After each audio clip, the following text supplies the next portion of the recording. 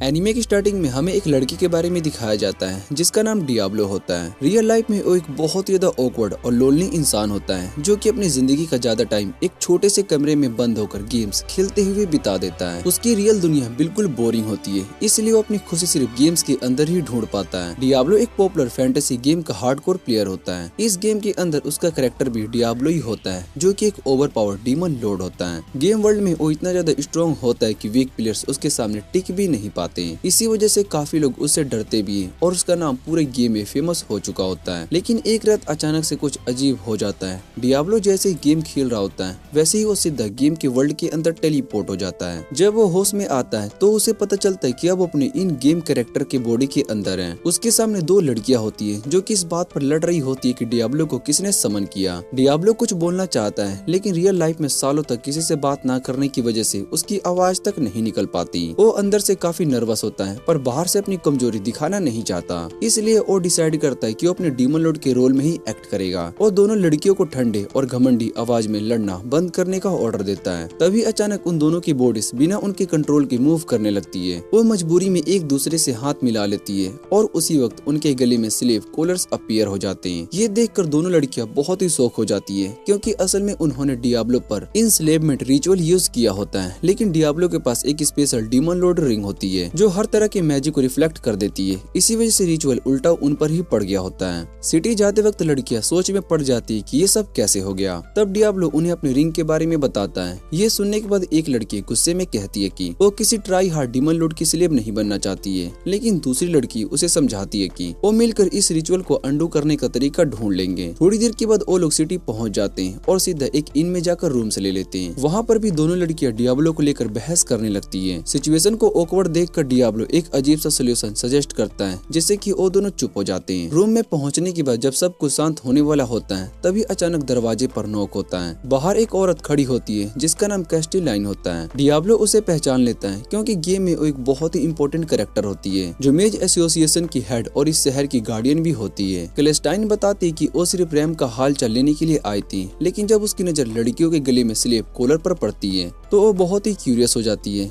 बाद में सब लोग नीचे रेस्टोरेंट में जाते हैं जहाँ रैम पूरी सिचुएशन एक्सप्लेन करती है। कैस्टिलाइन प्रॉमिस करती है कि वो इस रिचुअल को अंडू करने का सोल्यूशन ढूंढने में मदद करेगी। इसी बीच एक गार्ड जिसका नाम ग्लोक होता है डियाब्लो से बदतमीजी से बात करता है और उसे धमकाने की कोशिश करता है। पहले डियाब्लो थोड़ा सा घबरा जाता है लेकिन फिर उसे याद आता है कि वो अब एक नॉर्मल गेमर नहीं बल्कि एक पावरफुल डीमन लॉर्ड है। वो गार्ड को वार्निंग देता है जिससे कि पूरा माहौल ही सीरियस हो जाता है और इसी के साथ ये क्लियर हो जाता है कि एक बेकार सी जिंदगी जीने वाला गेमर अब एक नया दुनिया में अपनी असली पावर के साथ अपनी कहानी शुरू कर चुका है। लकीली कैस्टिलाइन सिचुएशन को संभाल लेती है और एस रैंक पार्टी को पीछे हटने का सिग्नल देती है। उसके बाद वो रैम से अपने साथ चलने के लिए कहती है लेकिन रैम क्लियरली मना कर देती है और वो बोलती है कि वो कैसल में छुप कर रहना नहीं चाहती बल्कि एक एडवेंचरर बनकर दुनिया को एक्सप्लोर करना चाहती है। ये सुनने के बाद कैस्टिलाइन उसकी बात को समझ जाती है और अपने लोगों के साथ वहाँ से चली जाती है। डियाब्लो थोड़ा सा क्यूरियस हो जाता है और रैम से पूछता है कि इतनी पावरफुल कैस्टिलाइन तुमसे मिलने क्यों आई थी, लेकिन रैम इस सवाल का जवाब देने से मना कर देती है। डियाब्लो के गेमर इंस्टिंक्ट्स तुरंत एक्टिवेट हो जाते हैं और वो सोचता है कि ये कोई बड़ी सीक्रेट वाली साइड क्वेस्ट हो सकती है, इसलिए वो शेर को बोल देता है कि वो थोड़ी देर के लिए रूम में ना आए क्योंकि वो रैम से सीरियस बात करना चाहता है। रूम में पहुंचते ही डियाब्लो रैम से पूछता है कि असल बात क्या है। रैम थोड़ी घबरा जाती है और कहती है कि उसे डर है कि अगर उसने सच बता दिया तो शायद से डियाब्लो उसे छोड़कर चला जाए। ये सुनने के बाद डियाब्लो उसे शांत करता है और प्रॉमिस करता है कि चाहे जो भी सच हो वो उसे एक्सेप्ट करेगा। डियाब्लो की बातों से रैम का दिल हल्का हो जाता है और वो इमोशनल हो जाती है। थोड़ी देर के बाद रैम अपना सीक्रेट बताती है कि उसके अंदर डीमन क्रेमलम की सोल सील्ड है और अगर कभी उसकी मौत हो गई तो वो डीमन लॉर्ड फ्री हो जाएगा। रैम ये भी बताती है कि इस सोल को उसके बॉडी से निकालने का कोई तरीका नहीं है। ये सुनकर डियाब्लो को उस पर तरस आ जाता है और उसे वादा करता है कि वो उसका सीक्रेट किसी को नहीं बताएगा और उसकी मदद करेगा। डियाब्लो की बात सुनते ही रैम खुद को रोक नहीं पाती और आंसुओं में टूट जाती है। बाद में जब रैम सो जाती है डियाब्लो अकेला टाउन में स्क्वायर में जाकर सोचने लगता है। तभी वहाँ पर ग्लोक और कुछ मेजेस और आ जाते हैं। डियाब्लो उन्हें इग्नोर करना चाहता है लेकिन ग्लोक को गुस्सा आ जाता है। गुस्से में वो एक समनिंग क्रिस्टल को तोड़ देता है जिससे कि एक लेवल 30 फायर ब्रीथिंग सालामंडर समन हो जाता है जो दिखने में एक ड्रैगन जैसा लग रहा होता है। सब लोग घबरा जाते हैं लेकिन डियाब्लो कामली बोलता है कि वो लेवल 130 का है और ये कहकर एक पावरफुल एक्सप्लोजन स्पेल का यूज करता है जिससे कि सालामंडर तुरंत ही खत्म हो जाता है और जमीन तक पिघल जाती है। डियाब्लो की पावर को देखकर ग्लोक की हालत खराब हो जाती है और और डर के साथ पूछता है कि डियाब्लो असल में कौन है। डियाब्लो सिंपल शब्दों में कहता है कि वो दूसरी दुनिया का डीमन लॉर्ड है। अगले दिन जब डियाब्लो, रैम और सेर एडवेंचरर गिल्ड की तरफ जा रहा होता है, डियाब्लो नोटिस करता है कि आसपास कोई भी ह्यूमन नहीं है। वो इस बारे में लड़कियों से पूछता है। लड़कियां बताती है कि ये डेमी ह्यूमन डिस्ट्रिक्ट है जहाँ ह्यूमंस रेयरली आते हैं, और ये सुनकर डियाब्लो को समझ में आ जाता है कि ह्यूमंस और डेमी ह्यूमंस के बीच रिलेशन अच्छे नहीं है, और शायद से इसी वजह से ग्लोक उससे बिना वजह के नफरत कर रहा था। क्यूरियोसिटी में डियाब्लो पूछते हैं कि क्या इस दुनिया में लेवल से स्ट्रेंथ मेजर होती है। शेर बताती है कि हाँ, यही सिस्टम फॉलो होता है। तब रैम रिवील करती है कि वो खुद लेवल 40 समनर है, और जिस गिल्ड में वो जा रहे हैं वहाँ का लेवल मेजर करने का प्रॉपर सिस्टम भी होता है। और यहीं से डियाब्लो की नई दुनिया में एक और सीरियस एडवेंचर शुरू होने वाली होती है। थोड़ी देर के बाद डियाब्लो, रैम और शेर गिल्ड पहुंच जाते हैं। रिसेप्शन डेस्क पर शेर अपना फॉर्म फिल करता है, और उसके बाद रिसेप्शनिस्ट उन्हें एक बड़े से मिरर के पास ले जाती है। वो बताती है कि ये मिरर किसी भी इंसान की मैजिक पावर और लेवल को मेजर करता है। उसके लिए सिर्फ इतना ही करना होता है कि मिरर पर हाथ रखकर अपनी पूरी एनर्जी उसमें डालनी होती। सबसे पहले शेर मिरर के सामने आती है और ध्यान से मिरर पर अपना हाथ रखती है और अपनी मैजिक पॉर करती है। थोड़ी देर के बाद रिसेप्शनिस्ट अनाउंस करती है कि शेर का लेवल 30 है। ये सुनकर सब नॉर्मल रिएक्ट करते हैं, क्योंकि शेर का लेवल काफी स्ट्रॉन्ग माना जाता है। उसके बाद डियाब्लो की बारी आती है। जैसे ही डियाब्लो मिरर पर हाथ रखता है और अपनी मैजिक रिलीज करता है, पूरे रूम में एक पावरफुल मैजिक वेव फैल जाती है। मिरर जोर से चिल्लाने लगता है और हवा तक हिलने लगती है। सिचुएशन आउट ऑफ कंट्रोल होता देखकर डियाब्लो तुरंत अपना हाथ हटा लेता है। तभी अचानक एक बनी ईयर वाली लड़की गुस्से में रूम के अंदर घुस आती है और चिल्लाते हुए पूछती है कि इतनी डेंजरस मैजिक का यूज कौन कर रहा है। उसका नाम सैली होता है और वो इस गिल्ड की मास्टर भी होती है। वो तीनों को अपने साथ एक प्राइवेट रूम में लेकर जाती है। प्राइवेट रूम में सैली डियाब्लो का रजिस्ट्रेशन फॉर्म फिल चेक करती है और सीधा सच बोल देती है। वो बताती है कि डियाब्लो का लेवल इतना ज्यादा है कि गिल्ड का सिस्टम उसे मेजर नहीं कर पा रहा है। सैली ये भी कहती है कि शायद से डियाब्लो को लोअर रैंक वालों से ऑर्डर लेना भी अजीब लगे। इस पर डियाब्लो कामली जवाब देता है कि उसे सिर्फ पैसे से मतलब है, रैंक या अथॉरिटी नहीं चाहिए। डियाब्लो की ये बात सुनकर सैली थोड़ा हंस पड़ती है और ऑफिशियली उसे गिल्ड का एडवेंचरर वेलकम करती है। डियाब्लो के पहले क्विस्ट के लिए सैली उसे मैजिस एसोसिएशन से एक नई रिक्वेस्ट लेकर देती है। इस क्विस्ट में उन्हें एक डेंजरस मोस्टर मोनोर स्नेक की आंखें कलेक्ट करनी होती है, लेकिन सैली वॉर्न करती है कि ये क्विस्ट थोड़ी सी सस्पिशियस लग रही है, इसलिए उन्हें थोड़ा सा एक्स्ट्रा केयरफुल रहना पड़ेगा। क्विस्ट एक्सेप्ट करने के बाद डियाब्लो और दोनों लड़कियां मैन ईटिंग फॉरेस्ट की तरफ निकल पड़ती है। रास्ते में डियाब्लो कैजुअली पूछते कि क्या वो टेलीपोर्ट करके फॉरेस्ट तक नहीं जा सकते हैं। ये सुनकर लड़कियां कंफ्यूज हो जाती है, क्योंकि उन्होंने टेलीपोर्टेशन जैसे चीज कभी सुनी ही नहीं होती। शेर हंसकर कहती कि अगर ऐसा होता तो सब लोग उसे ही यूज करते हैं। लगभग 5 घंटे चलने के बाद वो लोग फॉरेस्ट पहुंच जाते हैं। डियाब्लो का हाल बहुत ही बुरा हो चुका होता है, क्योंकि इतनी वॉकिंग उसने अपनी पूरी जिंदगी में कभी नहीं की होती। वो थकान में ऑलमोस्ट बेहोश होने वाला होता है। फॉरेस्ट का सर्वे करते वक्त शेर को एक अजीब सी फीलिंग आती है। वो बताती है कि उसे पेड़ों के बीच लोग छुपने का एहसास हो रहा है। ये सुनते ही रैम और डियाब्लो दोनों अलर्ट हो जाते हैं और उन्हें समझ में आ जाता है कि शायद से वो किसी ट्रैप में फंस चुके हैं। डियाब्लो अपने मैजिक स्टाफ निकालता है और शेर एनिमी की एग्जैक्ट लोकेशन कंफर्म करती है। उसके बाद डियाब्लो एक पावरफुल स्पेल का यूज करता है, जिसका ब्रस्ट रेन होता है। ये स्पेल पेड़ों को जला देता है और जहाँ जहाँ दुश्मन छुपे होते हैं बाहर गिरने लगते हैं। डियाब्लो की पावर को देखकर दोनों लड़कियां बहुत ही हैरान हो जाती है। जलती हुई पेड़ों के बीच से जो लोग निकल रहे होते हैं वो सब एल्फ होते हैं। वो डियाब्लो पर इल्जाम लगाते हैं कि वो एक स्लेवर है और उनकी प्रिंसेस को कैद करके रखा हुआ है, और यहीं से सिचुएशन और ज्यादा कॉम्प्लिकेटेड होने वाली होती है। डियाब्लो और रैम दोनों बहुत ही हैरान हो जाते हैं जब उन्हें पता चलता है कि सेरा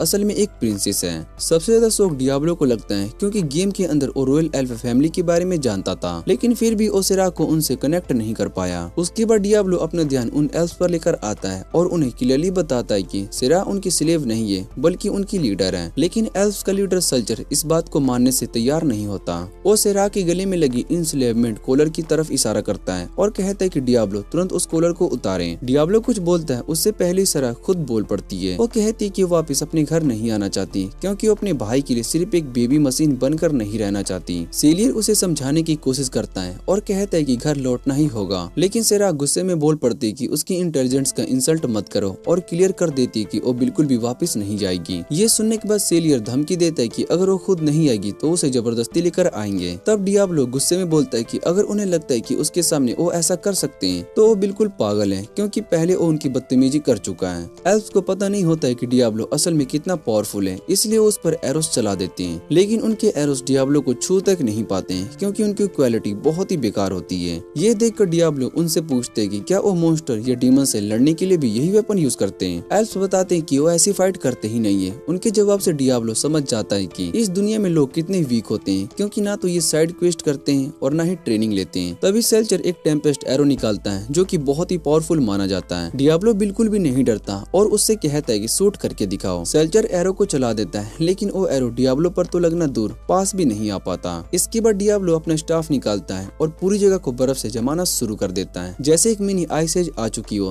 तभी अचानक से गला वहाँ पर आ जाता है और वो एल्फ्स को डांटता है कि वो डियाब्लो को क्यों नहीं हरा पाए। यहीं पर सबको पता चलता है कि पूरे अटैक के पीछे मास्टरमाइंड गला ही था। वो अभी बोल ही रहा था कि डियाब्लो उसके पास आ जाता है और धमकी देता है कि अगर दोबारा पास आया तो वो उसे जिंदा जला देगा। और ये सुनते ही गला डर के भाग जाता है। उसके जाने के बाद सराह एल्फ्स को बताती है कि वो वापस जाकर उसके फैमिली को बता दे कि उसने एक फैमिली को चुन लिया है और वो कभी भी वापस नहीं आएगी। रात को जब रैम मैजिस एसोसिएशन में जाकर गोलोक की कंप्लेंट कर रही होती है, तब डियाब्लो इनमें सराह के साथ होता है। सराह डियाब्लो से उसकी पावर के बारे में सवाल करती है। डियाब्लो उसे बताता है कि वो एक ऐसी दुनिया से आया है जहाँ पर लेवल अप करने के लिए अपनी जान तक दांव पर लगानी पड़ती है। ये सुनकर सेरा पूछती है कि क्या उसे अपनी जिंदगी की परवाह नहीं है। डियाब्लो उसे भरोसा दिलाता है कि उसे अपनी जिंदगी की केयर है, लेकिन अगर वो रिस्क नहीं लेगा तो वो क्रिप्स जैसे डीमन लॉर्ड को कभी भी नहीं हरा पाएगा। क्रिप्स का नाम सुनते ही सेरा पूछती है क्या इसका मतलब ये है कि वो रैम को चूज कर रहा है, क्योंकि रैम भी क्रिप्स को हराना चाहती है। डियाब्लो जवाब देता उससे पहले ही सेरा उसे बेड पर गिरा देती है और जब डियाब्लो उसे हटाने की कोशिश करता है तो गलती से उसके प्रोट्स को पकड़ लेता है। इस सीन में डियाब्लो अपना हाथ हटाता ही नहीं है, बल्कि सेरा खुद उसे कहती है कि आराम से टाइम लो। डियाब्लो का दिमाग बिल्कुल भी आउट ऑफ कंट्रोल हो जाता है और वो ऑलमोस्ट अपनी लिमिट क्रॉस करने ही वाला होता है, लेकिन तभी रैम वहाँ पर आ जाती है और जैसे रैम उन दोनों को इस हालात में देखती है वो तुरंत गुस्सा हो जाती है। कुछ दिन के बाद सेलिया डियाब्लो और दोनों लड़कियों को गिल्ड बुलाती है, क्योंकि उसके पास उनके लिए एक स्पेशल क्विस्ट होता है। जब रैम को पता चलता है कि ये क्विस्ट कैलेस्टाइन ने अरेंज किया है तो वो तुरंत मना कर देती है। रैम कहती है कि हेड मैच का कोई एहसान नहीं लेना चाहती, लेकिन सराह बोलती है कि अगर उन्होंने क्विस्ट को मना कर दिया तो पैसे का नुकसान हो जाएगा, जो उन्हें वैसे भी चाहिए। आखिर ये डिसाइड होता है कि डियाब्लो और सेरा के साथ में क्विस्ट पर जाएंगे। ये क्विस्ट काफी ज्यादा सिंपल होता है, जिसमें उन्हें बस टाउन के बाहर अनलॉक ब्रिज तक रिफ्रेशमेंट डिलीवर करने होते हैं। जैसी रैम ये सुनती है वो और ज्यादा गुस्सा हो जाती है, क्योंकि उसे लगता है कि कैलेस्टाइन उसका मजाक उड़ा रही है। गिल्ड से निकलते वक्त उसका रास्ता एक लड़का रोकता है जिसका नाम एमिल होता है। वो टिपिकल हैंडसम टाइप का होता है और खुद को सब लड़कियों का लवर मानता है। वो बोलता है कि उसने शहर में अफवाह सुनी है कि एक डीमन को डिफरेंट रेसेस की लड़कियों के साथ घूम रहा है और उसे पूरा यकीन होता है कि वो डीमन डियाब्लो ही है। डियाब्लो थोड़ा सा सरप्राइज्ड होता है कि लोग उसे डीमन कह रहे हैं, लेकिन वो एक्सप्लेन नहीं करता है कि उसके हॉर्न्स फेक हैं। उल्टा वो खुश होता है क्योंकि उसे लगता है कि उसे एक रियल चैलेंजर मिल गया है। एमिल अटैक करता है, लेकिन डियाब्लो अपने गेमर एक्सपीरियंस की वजह से उसकी मूव्स पहले से ही पढ़ लेता है और उसकी अटैक को ब्लॉक कर लेता है। एमिल थोड़ा सा इम्प्रेस होता है और बोलता है कि वो सिर्फ वार्म अप था। ये सुनकर डियाब्लो और एक्साइटेड हो जाता है, लेकिन अगला मूव इतना स्लो होता है कि डियाब्लो को गुस्सा ही आ जाता है। अपने मेंटर अरोन की तरह डियाब्लो और अब के बीच में ही एमिल को एक पंच मार देता है, जिससे कि वो सीधा पीछे वाली वॉर पर जाकर गिरती है। हैरानी की बात ये होती है कि एमिल फिर भी उठ जाती है, लेकिन इससे पहले वो दोबारा से अटैक करे। रैम और सेरा दोनों बीच में ही आ जाती है। वो एमिल को बताती है कि कैसे उन्हें इंस्लेव किया गया था। ये सुनकर एमिल शर्मिंदा हो जाता है, माफी मांगता है और बोलता है कि अगर कभी भी मदद चाहिए तो उसे याद करना। इसके बाद डियाब्लो और सेरा ब्रिज की तरफ निकल पड़ते हैं, लेकिन सेरा पूरे रास्ते बोर होने की कंप्लेंट करती रहती है। एक पॉइंट पर वो मजाक में बोलती है कि क्यों ना हम स्किनी डिपिंग कर लें। ये सुनते डियाब्लो का दिमाग गर्म हो जाता है और उसके मन में अजीबो अजीब ख्याल आने लगते हैं। वो सेरा को मना करने की कोशिश करता है, लेकिन सेरा जिद करती है और उसके आसपास आ जाती है। डियाब्लो ऑलमोस्ट पागल हो जाता है जब उसका हाथ थोड़ा सा एक्सपोज्ड लुक को देख लेता है। थोड़ी देर के बाद वो दोनों ब्रिज पर पहुंच जाते हैं, लेकिन जैसे ही वहाँ पर एक सोल्जर डियाब्लो को देखते हैं वो तुरंत उसे घेर लेते हैं। सोल्जर उस पर इल्जाम लगाते हैं कि वो फैलन डीमन है, सिर्फ इसलिए क्योंकि उसके पैर पर हॉर्न्स लगे होते हैं। और यहीं से क्विस्ट का सीन एक नया टर्न ले लेता है। एक सोल्जर डियाब्लो को पहचान लेता है और बोलता है कि यही वो डीमन है जिसके बारे में पूरे शहर में बातें हो रही है। ये सुनने के बाद बाकी सोल्जर्स को अपने वेपन्स नीचे रखने के लिए मान जाते हैं। डियाब्लो को थोड़ा सा अजीब लगता है और वो पूछता है कि सब इतने टेंस क्यों हैं। तब सोल्जर्स उन्हें बताते हैं कि 100 से ज्यादा फैलन का एक ग्रुप शहर की तरफ बढ़ रहा है। ये सुनकर डियाब्लो बहुत ही शॉक हो जाता है, क्योंकि गेम के अंदर फैलन को बॉस लेवल मोस्टर माना जाता था। अगर इतनी बड़ी संख्या में फैलन शहर पर अटैक कर देते हैं तो सब कुछ खत्म हो जाता। लेकिन डियाब्लो को भरोसा होता है कि ऐसा नहीं होगा, क्योंकि कैलेस्टाइन का बैरियर शहर को प्रोटेक्ट कर रहा है। फिर भी डियाब्लो समझ नहीं पाता कि ब्रिज पर सोल्जर ऐसे रिएक्ट क्यों कर रहे हैं, जैसे कोई बड़ी जंग छिड़ने वाली हो। तब सेरा उसे बताती कि फैलन का असली एम क्रेप्स को रिवाइव करना है। ये सुनते डियाब्लो बहुत ही सीरियस हो जाता है और वो सोचते है कि कहीं उन्हें रैम की आइडेंटिटी का तो पता नहीं चल गया। वो अपने मन में कैलकुलेशन करने लगता है कि अगर फाइट हुई तो क्या अकेले फैलन का सामना वो कर पाएगा। तभी एक सोल्जर आकर उसे ग्रेटिट्यूड ग्रेटिट्यूड लेटर देता है, जो प्रूफ होता है कि उन्होंने क्वेस्ट को कंप्लीट कर लिया। डियाब्लो को इस बात पर गुस्सा आ जाता है क्योंकि उसे लगता है कि ये सोल्जर सिचुएशन को बिल्कुल सीरियसली नहीं ले रहा है। सोल्जर मानता है कि वो डरा हुआ है, लेकिन साथ ही कहता है कि वो और बाकी सोल्जर वहाँ से भाग नहीं सकते क्योंकि उन्हें लोगों को सिरा वापस पहुँचने के लिए टाइम बाय करना है। और ये सुनकर सिरा टेंशन में डियाब्लो की तरफ देखती है। तब डियाब्लो डिसाइड करता है कि अब हीरो बनने का टाइम आ गया है। वो सोल्जर से कहता है कि तुम्हारी पूरी जिंदगी अभी बाकी है। दूसरी तरफ शहर में रैम इन में वापस आ रही होती है। तब रिसेप्शनिस्ट उन्हें बताती है कि कोई उसे मिलने आया है। वो विजिटर कोई और नहीं बल्कि क्लेस्टाइन होती है। इधर ब्रिज पर डियाब्लो सोल्जर को गेट नीचे करने को कहता है, लेकिन सोल्जर मना कर देता है। उसे लगता है कि डियाब्लो पागल हो चुका है, जो कि अकेला फैलन से लड़ना चाहता है। लेकिन सेरा उसे भरोसा दिलाती है कि डियाब्लो ये सब हैंडल कर सकता है। तभी फैलन ब्रिज पर पहुंच जाते हैं। डियाब्लो सेरा और सोल्जर को पीछे हटने के लिए कहता है ताकि वो पूरी मैजिक को पूरी तरीके से कंट्रोल कर सके। मजबूरी में सोल्जर कॉम्प्लीमेंट करना बंद कर देते हैं और सेरा के साथ रिट्रीट कर लेता है, डियाब्लो को अकेले छोड़कर। डियाब्लो फैलन से कहता है कि उनका उनके टेरिटोरी में आना उसके लिए नुकसान साबित हो रहा है। जैसे ही एक फैलन उस पर फुल पावर से अटैक करता है, डियाब्लो उसे तुरंत सबके सामने एग्जाम्पल बना देता है। इसी वक्त शहर में रैम और क्लेस्टाइन बात कर रही होती है। क्लेस्टाइन रैम को बताती है कि उसने गला को उसके कामों की वजह से डिसमिस कर दिया है और सारी प्रॉब्लम्स उसके लिए माफी मांगती है। फिर वो रैम से पूछती कि क्या गला ने जो कहा था वो सच है, यानी क्या डियाब्लो असल में एक डीमन लॉर्ड है। रैम सच बता देती है और कहती है कि डियाब्लो दूसरी दुनिया का डीमन है। लेकिन क्लेस्टाइन इस बात पर यकीन नहीं करती। वो कहती है कि उसने कभी किसी और वर्ल्ड के डीमन लॉर्ड के बारे में सुना ही नहीं, और अगर ऐसा होता भी तो रैम इतनी स्ट्रॉन्ग नहीं होनी चाहिए थी कि उसे समन कर पाए। क्लेस्टाइन अंदाजा लगाती है कि शायद से डियाब्लो असल में एक फैलन है जो कि रैम के अंदर मौजूद डीमन लॉर्ड की पावर की तरफ खींचा आया है। लेकिन रैम तुरंत डियाब्लो को सपोर्ट करती है और साफ कहती है कि ऐसा नहीं है। तभी अचानक गोग गुस्से और पागल जैसे हाल में वहाँ से घुस जाता है और क्लेस्टाइन से डिमांड करता है कि वो अपना डिसीजन वापस ले ले। क्लेस्टाइन शांत तरीके से बोलती है कि अब सोचने जैसा कुछ भी नहीं बचा, क्योंकि गोग ने जो किया उसकी पनिशमेंट बिल्कुल सही है। लेकिन गोग मानने को तैयार ही नहीं होता।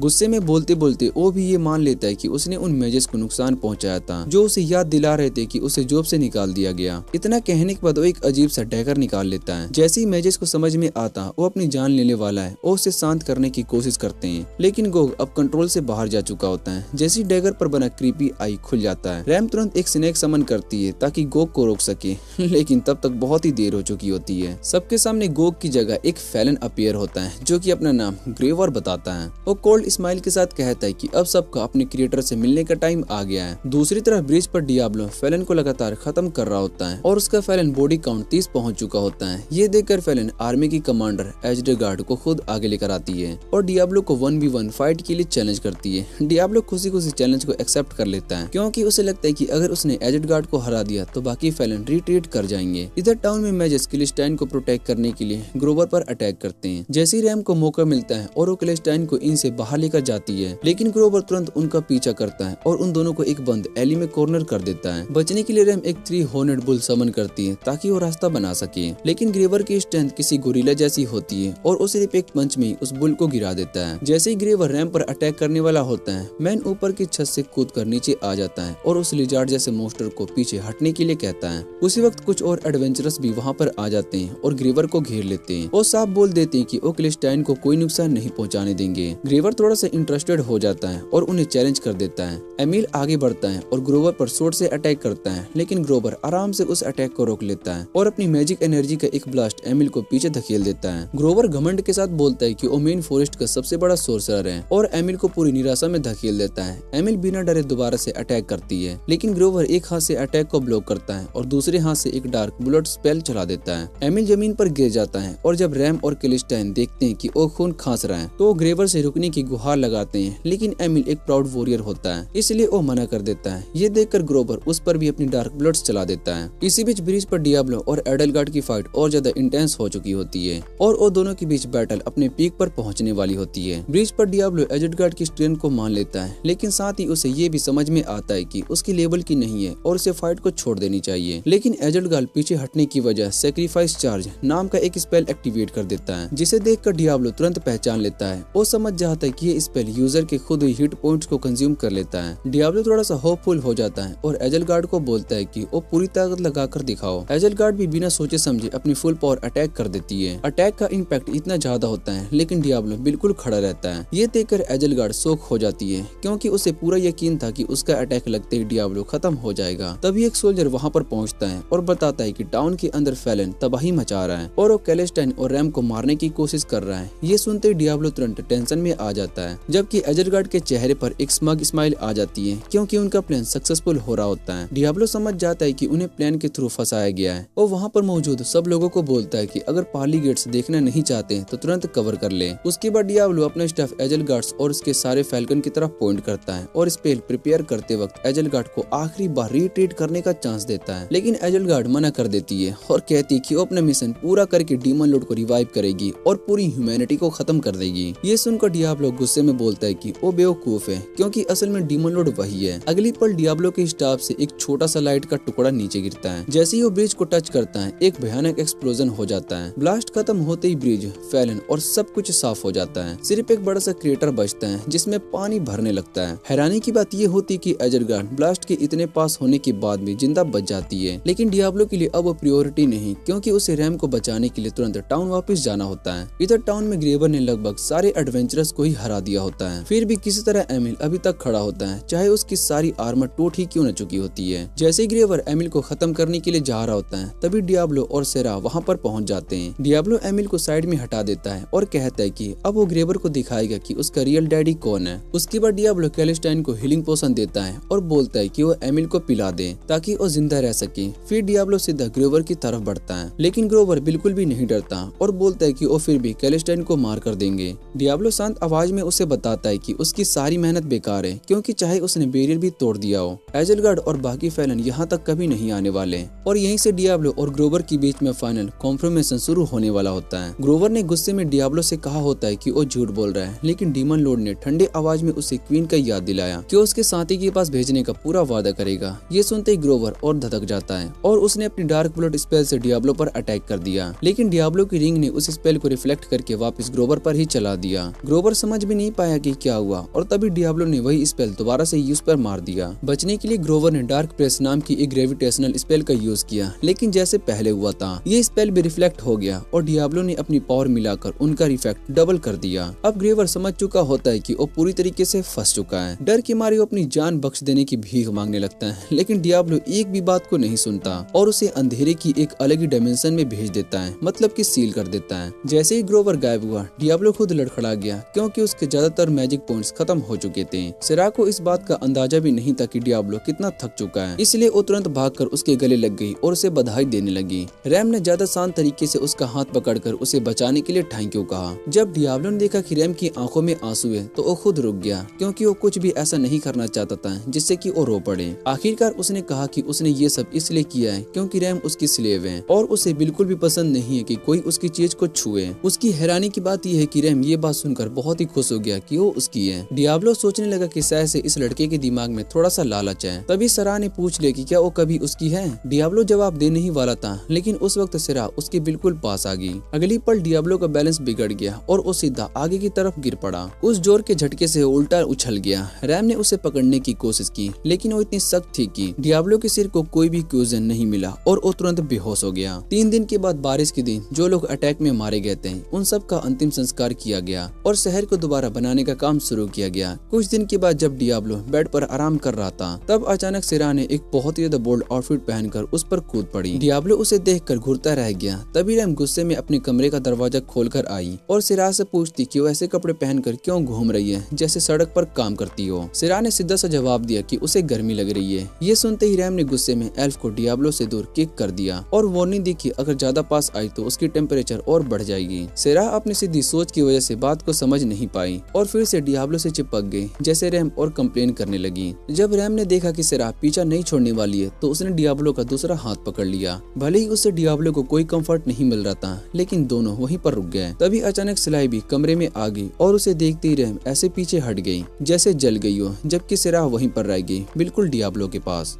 जब थोड़ा सा सब कुछ नॉर्मल हो जाता है तब डियाब्लो स्लाइव से पूछता है कि वो यहाँ पर आखिर क्यों आई है। इस पर स्लाइव बताती है कि टाउन के लॉर्ड गोल्फोर्ड ने डियाब्लो के लिए एक क्वेस्ट भेजा है। वो कहती है कि सिरा के फैमिली ने धमकी दी कि अगर सिरा को उनके हवाले नहीं किया गया तो वो उन्हें चीर देंगे। इसी वजह से लॉर्ड चाहता है कि डियाब्लो इस मैटर को हैंडल करे। ये सुनते डियाब्लो का पहला रिएक्शन होता है मना करने का, क्योंकि उसे लगता है कि वो रोकने के लिए सही इंसान नहीं है। लेकिन जैसे ही स्लाइव ये बताती है कि सिरा के भाई ने उसके ऊपर बाउंटी रख दी है तब डियाब्लो का गुस्सा फूट पड़ता है। वो गुस्से में बोल पड़ता है कि जो चीज उसकी है उसे छूने का किसी को हक नहीं है। उसके बाद डियाब्लो सलाइव से कहता है कि उसे गोल्फोर्ड के पास ले चलो ताकि वो क्विस्ट के बारे में और डिटेल्स जान सके। सलाइव भी इस बात को मान जाती है। डियाब्लो का डिसीजन सुनकर सेरा इतनी ज्यादा खुश हो जाती है कि वो एक्साइटमेंट में उस पर जंप कर जाती है और थैंक यू बोलते हुए कहती है कि वो जिंदगी भर उसका साथ देगी। ये सब देखकर रैम को थोड़ी सी जेलसी हो जाती है और वो सेरा को डांटते हुए कहती है कि पहले ठीक से कपड़े पहनो। थोड़ी देर के बाद वो सब इनसे निकल पड़ते हैं और घर की तरफ चल देते हैं। रास्ते में सलाइव बताते कि गोल्फोर्ड को टाउन का हीरो माना जाता है। कहानियों के हिसाब से जब डीमन लॉर्ड कुरुबुस्कुस जिंदा था तो गोल्फोर्ड ने अकेले ही बहुत ही सारे फैल्कन मॉन्स्टर को उड़ा दिया था। ये सुनकर डियाब्लो क्यूरियस हो जाता है और पूछता है कि गोल्फोर्ड का लेवल क्या है। इस पर सलाइव कहते कि उसे खुद नहीं पता क्योंकि उसने कभी गोल्फोर्ड को असेस नहीं किया। वो ये भी बताती कि गोल्फोर्ड से डायरेक्टली सवाल पूछना आसान नहीं है क्योंकि वो थोड़ा सा डिफिकल्ट इंसान है। इसलिए वो डियाब्लो को वार्निंग देती कि उसके सामने ध्यान से बात करना। जब वो लोग गोल्फोर्ड के पास पहुंचते हैं तब तक डियाब्लो सलाइव की बात मानता रहता है। लेकिन जैसे ही गोल्फोर्ड पूछते कि क्या डियाब्लो सच में किसी दूसरी दुनिया का डीमन है, डियाब्लो बिना सोचे समझे बोल देता है। बाद में उसे खुद रियलाइज होता है कि उसने गलती की है। लेकिन अच्छी बात ये होती है कि गोल्फोर्ड ने उस बात को इग्नोर कर देता है। फिर गोल्फोर्ड उसका ध्यान दीवार पर लगे मैप की तरफ ले जाता है और बताता है कि एल्फ्स कहाँ रहते हैं। वो कहता है कि मैन पावर के मामले में एल्फ्स उनके सामने टिक नहीं सकते, लेकिन क्योंकि एल्फ्स छुपकर अटैक करने में बहुत ही माहिर होते हैं इसलिए वो अपनी आर्मी को भेजकर रिस्क नहीं लेना चाहता। इसलिए गोल्फोर्ड कहता है कि सबसे बेस्ट ऑप्शन यही है कि डियाब्लो इस मैटर को हैंडल करे क्योंकि असली प्रॉब्लम्स एल्फ्स को डियाब्लो से है। ये सब सुनने के बाद डियाब्लो क्लियरली कहता है कि वो सराह को अपने साथ ही रखेगा। इस पर गोल्फोर्ड सराह से पूछता है कि वो रॉयल फैमिली छोड़कर एक नॉर्मल कॉमनर की तरह क्यों रहना चाहती है। सराह जवाब देती है कि अगर वो एल्वन किंगडम में ही रहती तो शायद से कभी भी अपनी असली वैल्यू नहीं समझ पाती। गोल्फोर्ड उसकी बात को सुनकर कहता है कि वो इस फीलिंग से रिलेट नहीं कर सकता। उसकी ये बात सराह को थोड़ा सा उदास कर देती है। तभी डियाब्लो आगे आता है और सराह से कहता है कि अपना सर हमेशा ऊंचा रखना चाहिए क्योंकि हमें अपनी जिंदगी जीने के लिए किसी की सिंपैथी या फिर वैलिडेशन की जरूरत नहीं होती। गोल्फोर्ड अपनी बात खत्म करने के बाद डियाब्लो को बताता है कि क्राउन कैपिटल से एक इंसान भेजा है जो इस पूरे मैटर में उनकी मदद करेगा। तभी अगले ही पल एक थोड़ी सी नर्डी दिखने वाला नाइट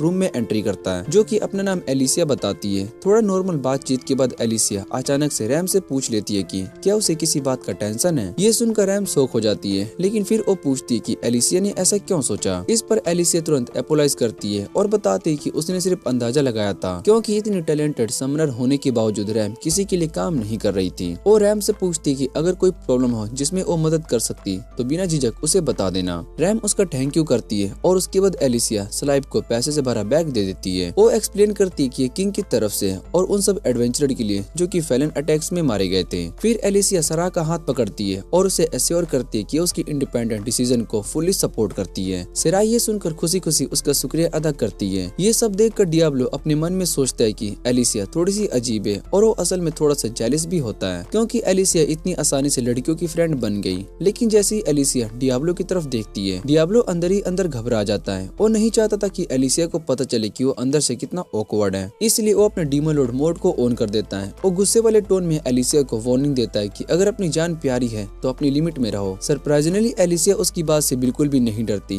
वो उल्टा कहती है कि अगर डियाब्लो कहे तो अपनी जान देने के लिए भी रेडी है। थोड़ी देर के बाद सब लोग गोल्फोर्ड के घर से बाहर निकल जाते हैं। डियाब्लो लड़कियों से कहता है कि वो पहले एक वेपन स्टोर जाना चाहता है। रैम को समझ में नहीं आता कि जब डियाब्लो का स्टाफ ऑलरेडी टॉप टायर है तो उसे नया वेपन क्यों चाहिए। लेकिन डियाब्लो उससे कहता है कि हर चीज को उसके पॉइंट ऑफ व्यू से जज मत करो। और रैम को ये नहीं बताता है कि असल रीजन ये है कि वो अपनी पावर का इम्पैक्ट कम करना चाहता है ताकि वो किसी को परमानेंटली हर्ट ना करे। कुछ देर के बाद डियाब्लो अपनी पसंद का वेपन खरीद लेता है। फिर वो लोग एक आइटम शॉप पर आ जाते हैं जहाँ पर पोशंस के इंग्रेडिएंट्स लेने होते हैं। तभी अचानक स्मोक स्क्रीन के बीच से सराह को किडनैप कर लिया जाता है। रैम तुरंत आइडेंटिफाई करती है कि ये लोग बाउंटी हंटर्स हैं, लेकिन वो सराह के पीछे जा पाते हैं उससे पहले ही और हंटर्स आ जाते हैं और उनका रास्ता रोक लेते हैं। डियाब्लो एक ही अटैक में उन सभी को दीवार में दे मारता है और तब उसे रियलाइज होता है कि उसका नया स्टाफ पावर का इम्पैक्ट कम कर रहा है, जिससे कि वो काफी खुश हो जाता है। जब डियाब्लो सराह के किडनैपर्स को स्लो करने के लिए स्पेल फोकस कर रहा होता है तब एक बाउंटी हंटर पीछे से उस पर अटैक करने की कोशिश करता है। तभी एलिसिया आगे बढ़कर उसे रोक लेती है। इसके बाद रैम भी ग्रुप के एक लास्ट मेंबर को ढूंढकर उसे हैंडल कर लेती है। सब कुछ खत्म होने के बाद रैम और एलिसिया डियाब्लो को बताती कि अब सब कुछ कंट्रोल में है। रैम और एलिसिया पर भरोसा करके डियाब्लो सराह को ले जाने वाले बाउंटी हंटर्स के पीछे भाग जाता है। लेकिन तभी अचानक एक एली के बीच में एमिल सामने आ जाता है और उन हंटर्स को वहीं पर रोक लेता है। सभी बाउंटी हंटर्स को बांधने के बाद सेरा एमिल का थैंक यू करती कि उसने उसकी जान बचाई, लेकिन रैम थोड़ा सा डाउट करती है और कहती कि ये काफी कोइंसिडेंटल है कि एमिल बिल्कुल उसी वक्त पर कैसे आ गया। इस पर एमिल थोड़ा सा जवाब देता है और कहता है कि उसे स्मेल से पता चल जाता है कि जब कोई लड़की डेंजर में होती है। ये सुनकर सब लोग थोड़े से क्रीप्ड आउट हो जाते हैं, इसलिए एमिल तुरंत माफी मांग लेता है। फिर वो एक्सप्लेन करता है कि जब उसने सुना था कि सेरा के ऊपर बाउंटी रखी गई है तो वो सब अलर्ट हो गया था। वो कहता है कि सेरा को प्रोटेक्ट करना उसका तरीका है उसका शुक्रिया अदा करने का, क्योंकि उन्होंने उसे पहले बचाया था। साथ ही वो रिक्वेस्ट करता है कि हंटर्स को हैंडल करने का काम उसी पर छोड़ दिया जाए। ये सुनकर डियाब्लो क्यूरियस हो जाता है और पूछते हैं कि क्या उन सबको जिंदा ही खत्म कर देगा। डियाब्लो का ये सवाल सुनकर सब बहुत ही शॉक हो जाते हैं, लेकिन एमिल हंसी में कहता है कि इतना सीरियस होने की जरूरत नहीं है। वो कहता है कि ये कोई ऐसी दुनिया नहीं है जहाँ पर जान लेना नॉर्मल हो, वो सिर्फ उन्हें ये सिखाएगा कि औरतों के साथ कैसा बिहेव किया जाता है। ये सुनकर डियाब्लो अपने मन में सोचता है कि अच्छा है कि वो उन बाउंटी हंटर्स की जगह पर नहीं है। इसके बाद एलिसिया एमिल को सराह को बचाने के लिए थैंक यू करती है, लेकिन एमिल गलत समझ लेता है और वो सोचता है कि एलिसिया उस पर लाइन मार रही है, इसलिए वो बोल देता है कि लाइन में लग जाओ, क्योंकि उसे लगता है कि वो काफी चार्मिंग है। जैसे ही एमिल वहाँ से चला जाता है, डियाब्लो सराह को बोलता है कि अब वो उसके बिल्कुल पास ही रहे, क्योंकि वो नहीं चाहता कि दोबारा कोई किडनैपिंग का सीन हो। ये सुनकर सेरा उसका हाथ पकड़ लेती है और उसे बचाने के लिए थैंक यू करती है। इसी बीच रैम धीरे धीरे डियाब्लो के और पास आ जाती है, लेकिन अभी भी उसकी तरफ डायरेक्टली नहीं देखती। वो कहती है कि बिना मैजिक यूज किए भी डियाब्लो इतना स्ट्रॉन्ग है, और ये देखकर वो बहुत ही सरप्राइज्ड है। डियाब्लो समझ जाता है कि रैम असल में उसकी तारीफ कर रही है, लेकिन वो कैजुअली बात को इग्नोर कर देता है, क्योंकि वो नहीं चाहता कि रैम को पता चले कि उसे कॉम्प्लीमेंट अच्छा लगता है। उसका ये छोटा सा मोमेंट तब ब्रेकआउट हो जाता है जब एलिसिया आकर माफी मांगती है और सराह की किडनैपिंग का ब्लेम खुद पर ले लेती है और डियाब्लो से पूछती है और वो किस तरह की मदद कर सकती है। इस पर डियाब्लो कहते हैं कि ज्यादा स्ट्रेस लेने की जरूरत नहीं है, क्योंकि वो अकेला ही एक आर्मी के बराबर है। वो मजाक में ये भी बोल देता है कि अगर एलिसिया सकूरा से भी ज्यादा यूजलेस निकली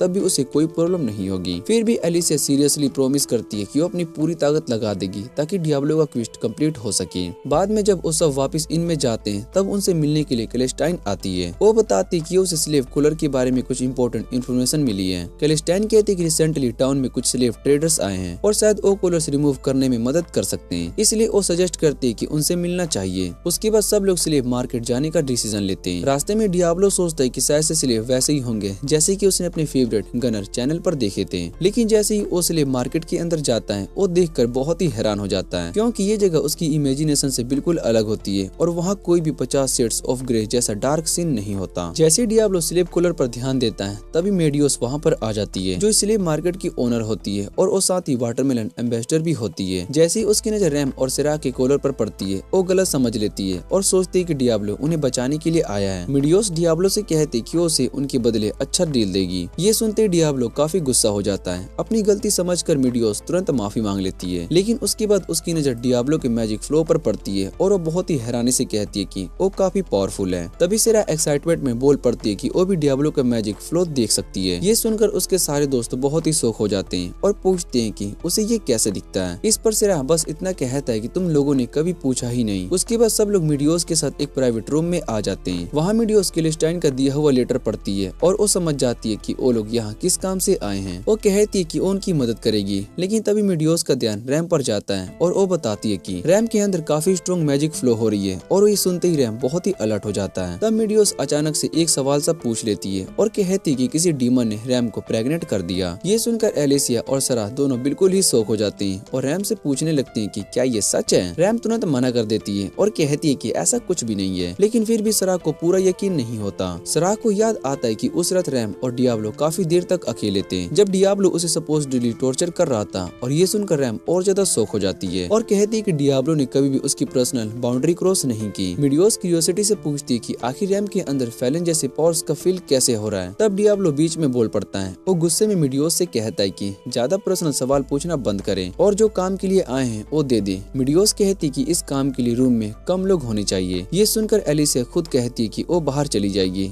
रैम भी बोलती कि वो एलिसिया के साथ चलेगी। बाहर जाने से पहले रैम सराह से पूछती है कि क्या वो शुरू से ही उसका मैजिक फ्लो देख पा रही है। सराह हाँ कहती है और बताती है कि इसी वजह से वो हमेशा रैम को एक स्ट्रॉन्ग एडवेंचरर मानती थी। ये सुनकर रैम को थोड़ी सी तसल्ली मिलती है और वो बोलती है कि अच्छा है कि सराह थोड़ी सी डम पैदा हुई है, लेकिन सराह को अब भी समझ में नहीं आता कि रैम ऐसा बिहेव क्यों कर रही है। बाहर जाने के बाद एलिसिया बताती है कि मेडियोस को देखकर उसे अजीब सा फील हो रहा था, जैसे वो उसकी सोल के अंदर झांक रही हो। रैम बहुत ही हैरान हो जाती कि एलिसिया एलिसिया पर भी मेडियोस का इतना असर हुआ। इस पर एलिसिया कहती है कि हर इंसान के पास कुछ सेक्टर्स होते हैं जिन्हें वो दुनिया से छुपा कर रखना चाहता है। एलिसिया ये बात रैम को थोड़े कॉन्फिडेंट देती है। तब रैम बताती है कि वो डर रही थी कि अगर उसका सीक्रेट सामने आ गया तो लोग उसे जज करेंगे। इस पर एलिसिया उसे बताती है कि उसे एक चार्म आता है जो कि सीक्रेट को छुपा सकता है। और रैम से कहती है कि अपनी आंखें बंद करे, ये कोई रियल स्पेल नहीं होता। लेकिन जैसे ही एलिसिया रैम के हाथ पर वो चार्म परफॉर्म करती है तब कुछ अनएक्सपेक्टेड होने लगता है। रैम को एलिसिया की तरफ से एक सरप्राइज गैप सुनाई देता है, इसलिए वो तुरंत पूछती है क्या सब कुछ ठीक है। एलिसिया उसे एश्योर करती है कि सब कुछ नॉर्मल है, लेकिन वो ये नहीं बताती कि उसने एक्चुअली क्या देखा था। इधर स्लेव टेंट के अंदर मेडियोस सरा को एक ऐसा आउटफिट पहना देती है जो कि एक सक्यूबस के लिए फिट होता है। हमेशा की तरह थोड़ी सी डम सरा पूछ लेती है क्या उससे कोई फायदा होगा। इस पर मेडियोस एक्सप्लेन करती है कि अनबीडिंग रिचुअल के लिए थोड़ा सा स्किन कॉन्ट्रैक्ट जरूरी होता है और डियाब्लो की पावर ऑलमोस्ट अवेकन हो चुकी है। फिर वो सरा को लेटने के लिए कहती है और डियाब्लो को इंस्ट्रक्शन देती है कि वो एक एल्फ की स्किन को टच करें। डियाब्लो थोड़ा सा हेजिटेट करता है और वो प्रॉपर टच करने की वजह बस पोक कर देता है। इससे सरा के मुंह से एक आवाज निकल जाती है और डियाब्लो के दिमाग में अजीब से थॉट्स आने लगते हैं। तभी मेडियोस दोबारा से बोल पड़ती है और डियाब्लो को कहती है कि वो अपनी मैजिक का यूज करके सरा का मैजिक फ्लो को फील करने की कोशिश करें। डियाब्लो अपने आप को समझाता है कि सरा सिर्फ एक वेंड है और कोई उल्टा सीधा ख्याल नहीं। सरप्राइजिंगली ये तरीका काम कर जाता है। जैसे जैसे डियाब्लो फोकस करता है उसे अपने दिमाग में सरा की मैजिक पावर को फ्लो होते हुए दिखाई देने लगता है। सरा की आवाज धीरे धीरे और तेज होने लगती है। तब मेडियोस डियाब्लो को गाइड करती है कि वो और ज्यादा फोकस करे जहाँ पर मैजिक सबसे ज्यादा इकट्ठा है। जैसे डियाब्लो वहाँ पर पहुँचता है उसकी विजन बिल्कुल क्लियर हो जाती है। वो सरा को रेडी होने के लिए कहता है और रिचुअल का नेक्स्ट स्टेप परफॉर्म करता है। जैसे सरा जोर से रिएक्ट करती है टेंट के बाहर खड़ी रैम और एलिसिया ये आवाज सुन लेती है और उन्हें अंदर चल रही चीजें पर डाउट होने लगती है। बाद में उसी रात इनमें डियाब्लो और सरा अपना पूरा इंसिडेंट एक्सप्लेन करते हैं। डियाब्लो बताता है कि उसने रिचुअल बीच में ही रोक दिया क्योंकि मैजिक फ्लो एक उलझे हुए धागे जैसा था जिससे धीरे धीरे सुलझाना पड़ता। रैम डियाब्लो की थकी हुई आवाज को सुनकर उसे सिंपैथाइज करती है और सरा से पूछती है कि वो इतनी एनर्जेटिक क्यों लग रही है। इस पर सरा खुशी खुशी जवाब देती कि उसे तो बस लेटना था, बाकी सब काम डियाब्लो कर रहा था। उसका जवाब थोड़ा सा सस लगता है लेकिन रैम कुछ नहीं करती क्योंकि उसे पता होता है कि सरा को समझाना बेकार है। इसलिए वो सजेस्ट करती है कि सब लोग जल्दी से सो जाते हैं। फिर रैम एलिसिया से पूछती कि वो कहाँ सोएगी। तब कर्चल डियाब्लो अपना कमेंट देने ही वाला था लेकिन लकीली एलिसिया बताती है कि उसने पास वाले रूम में स्टेप बुक कर लिया है। जैसे ही एलिसिया बाहर जाने के लिए डोर खोलती है तभी एक फ्लूट की आवाज सुनाई देती है। डोर के बाहर कीरा यानी कि सरा का भाई फ्लूट बजाता हुआ खड़ा होता है। ये देखकर डियाब्लो तुरंत उनके पास आ जाता है और गुस्से में पूछते है कि वो यहाँ पर क्यों आया। इस पर कीरा कामली कहते है कि वो यहाँ पर पीस के साथ आया है। कीरा की बात पर कोई भी यकीन नहीं करता और सब उसे याद दिलाते हैं कि वो सरा के लिए उनके शहर के खिलाफ वॉर शुरू करने वाला था। इस पर कीरा शांत टोन में कहता है कि अब कोई वॉर नहीं होगा। वो अपनी गलतियों के लिए माफी मांगता है लेकिन सरा मजाक में पूछती है कि क्या कोई और उसके भाई की बॉडी में गया है क्योंकि जो कीरा वो जानती है वो कभी अपोलाइज नहीं करता। कीरा कहता है कि उसे अपनी गलती का एहसास हो गया है और वो बस सरा को वापस ले जाना चाहता है। तब रैम बीच में बोल पड़ती है और कीरा से कहती है कि सरा की मर्जी का रिस्पेक्ट करे। इस पर कीरा कहता है कि वो अभी चला जाएगा लेकिन कल वापस आकर सरा से बात करेगा। जाने से पहले कीरा डियाब्लो से पूछते है कि अगर कल सरा अपना मुंह बदल कर उसके साथ जाने का डिसीजन ले तो डियाब्लो क्या करेगा। डियाब्लो बिना सोचे समझे कहता है कि वो सरा की मर्जी की रिस्पेक्ट करेगा। ये सुनकर कीरा डियाब्लो को थैंक यू करता है और वहाँ से चला जाता है। दूसरा सरा को नींद नहीं आ रही होती है तो वो रैम के पास आकर खड़ी हो जाती है। दोनों बातें करते हुए सरा अपना सपना शेयर करती है कि एक दिन वो रैम और डियाब्लो के साथ मिलकर एक कैफे खोलना चाहती है। रैम उससे कहती है कि उसे इस प्लान में इंक्लूड ना करे क्योंकि उसकी अपनी एक प्रॉब्लम है जिसे सोल्व होने में सालों लग सकते हैं। सरा उससे कहती है कि टेंशन लेने की जरूरत नहीं है, जब तक डियाब्लो उनके साथ है सब ठीक रहेगा। फिर सरा रैम को छेड़ना शुरू कर देती है जिससे कि रैम बेड पर गिर जाता है। सरा वहीं पर नहीं रुकती और रैम को और ज्यादा टीज करती रहती है। ये सब डियाब्लो चुपचाप देख रहा होता है जो सोने का नाटक कर रहा था और वो पूरी कोशिश करता है कि उसे पता ना चले कि वो लोग कहाँ जा रहे हैं। अगली सुबह रैम और एलिसिया निकल जाते हैं। रैम सलाइव से और एलिसिया गोल्फर्ड से मिलकर एल्फ्स के मैटर पर अपडेट देने के लिए टाइम पास करने के लिए डियाब्लो पोशंस बनाने का सोचता है। जब वो पोशंस का प्रोसेस समझने की कोशिश कर रहा होता है तब सरा क्यूरियोसिटी में पूछती है कि क्या उसे देख सकती है। डियाब्लो जैसे ही ऊपर देखता है तो वो थोड़ा सा डिस्ट्रैक्ट हो जाता है। सरा उसे कैजुअली कहती कि वो एक एक्सीलेंट पोशन मास्टर है। कंफ्यूज डियाब्लो देखता है और वो रियलाइज करता है कि उसके हाथ में ऑलरेडी एक रेडी पोशन है। वो समझ जाता है कि गेम में सीखी हुई स्किल अपने आप एक्टिवेट हो रही है। ये देखकर वो बहुत ही खुश हो जाता है और सरा को कहता है कि ध्यान से देखें। कुछ ही सेकंड में वो और पोशन बना लेता है और सरा बिना कुछ सोचे समझे उसकी तारीफ करती रहती है। डियाब्लो उसकी कॉम्प्लीमेंट को इग्नोर करने की कोशिश करता है लेकिन सरा उसकी हल्की सी स्माइल नोटिस कर लेती है। जब वो इस बात पर पॉइंट आउट करती है तो डियाब्लो फिर से अपना थॉट डीमन लॉर्ड एक्ट करने लगता है। वो कहता है कि डीमन लॉर्ड स्माइल नहीं करते हैं लेकिन अगली पल पल और फिर से मुस्कुरा देता है। जब सिरा उससे कहती है कि तुम्हारी स्माइल देखकर तुम एक गीगा चैट जैसे लगते हो,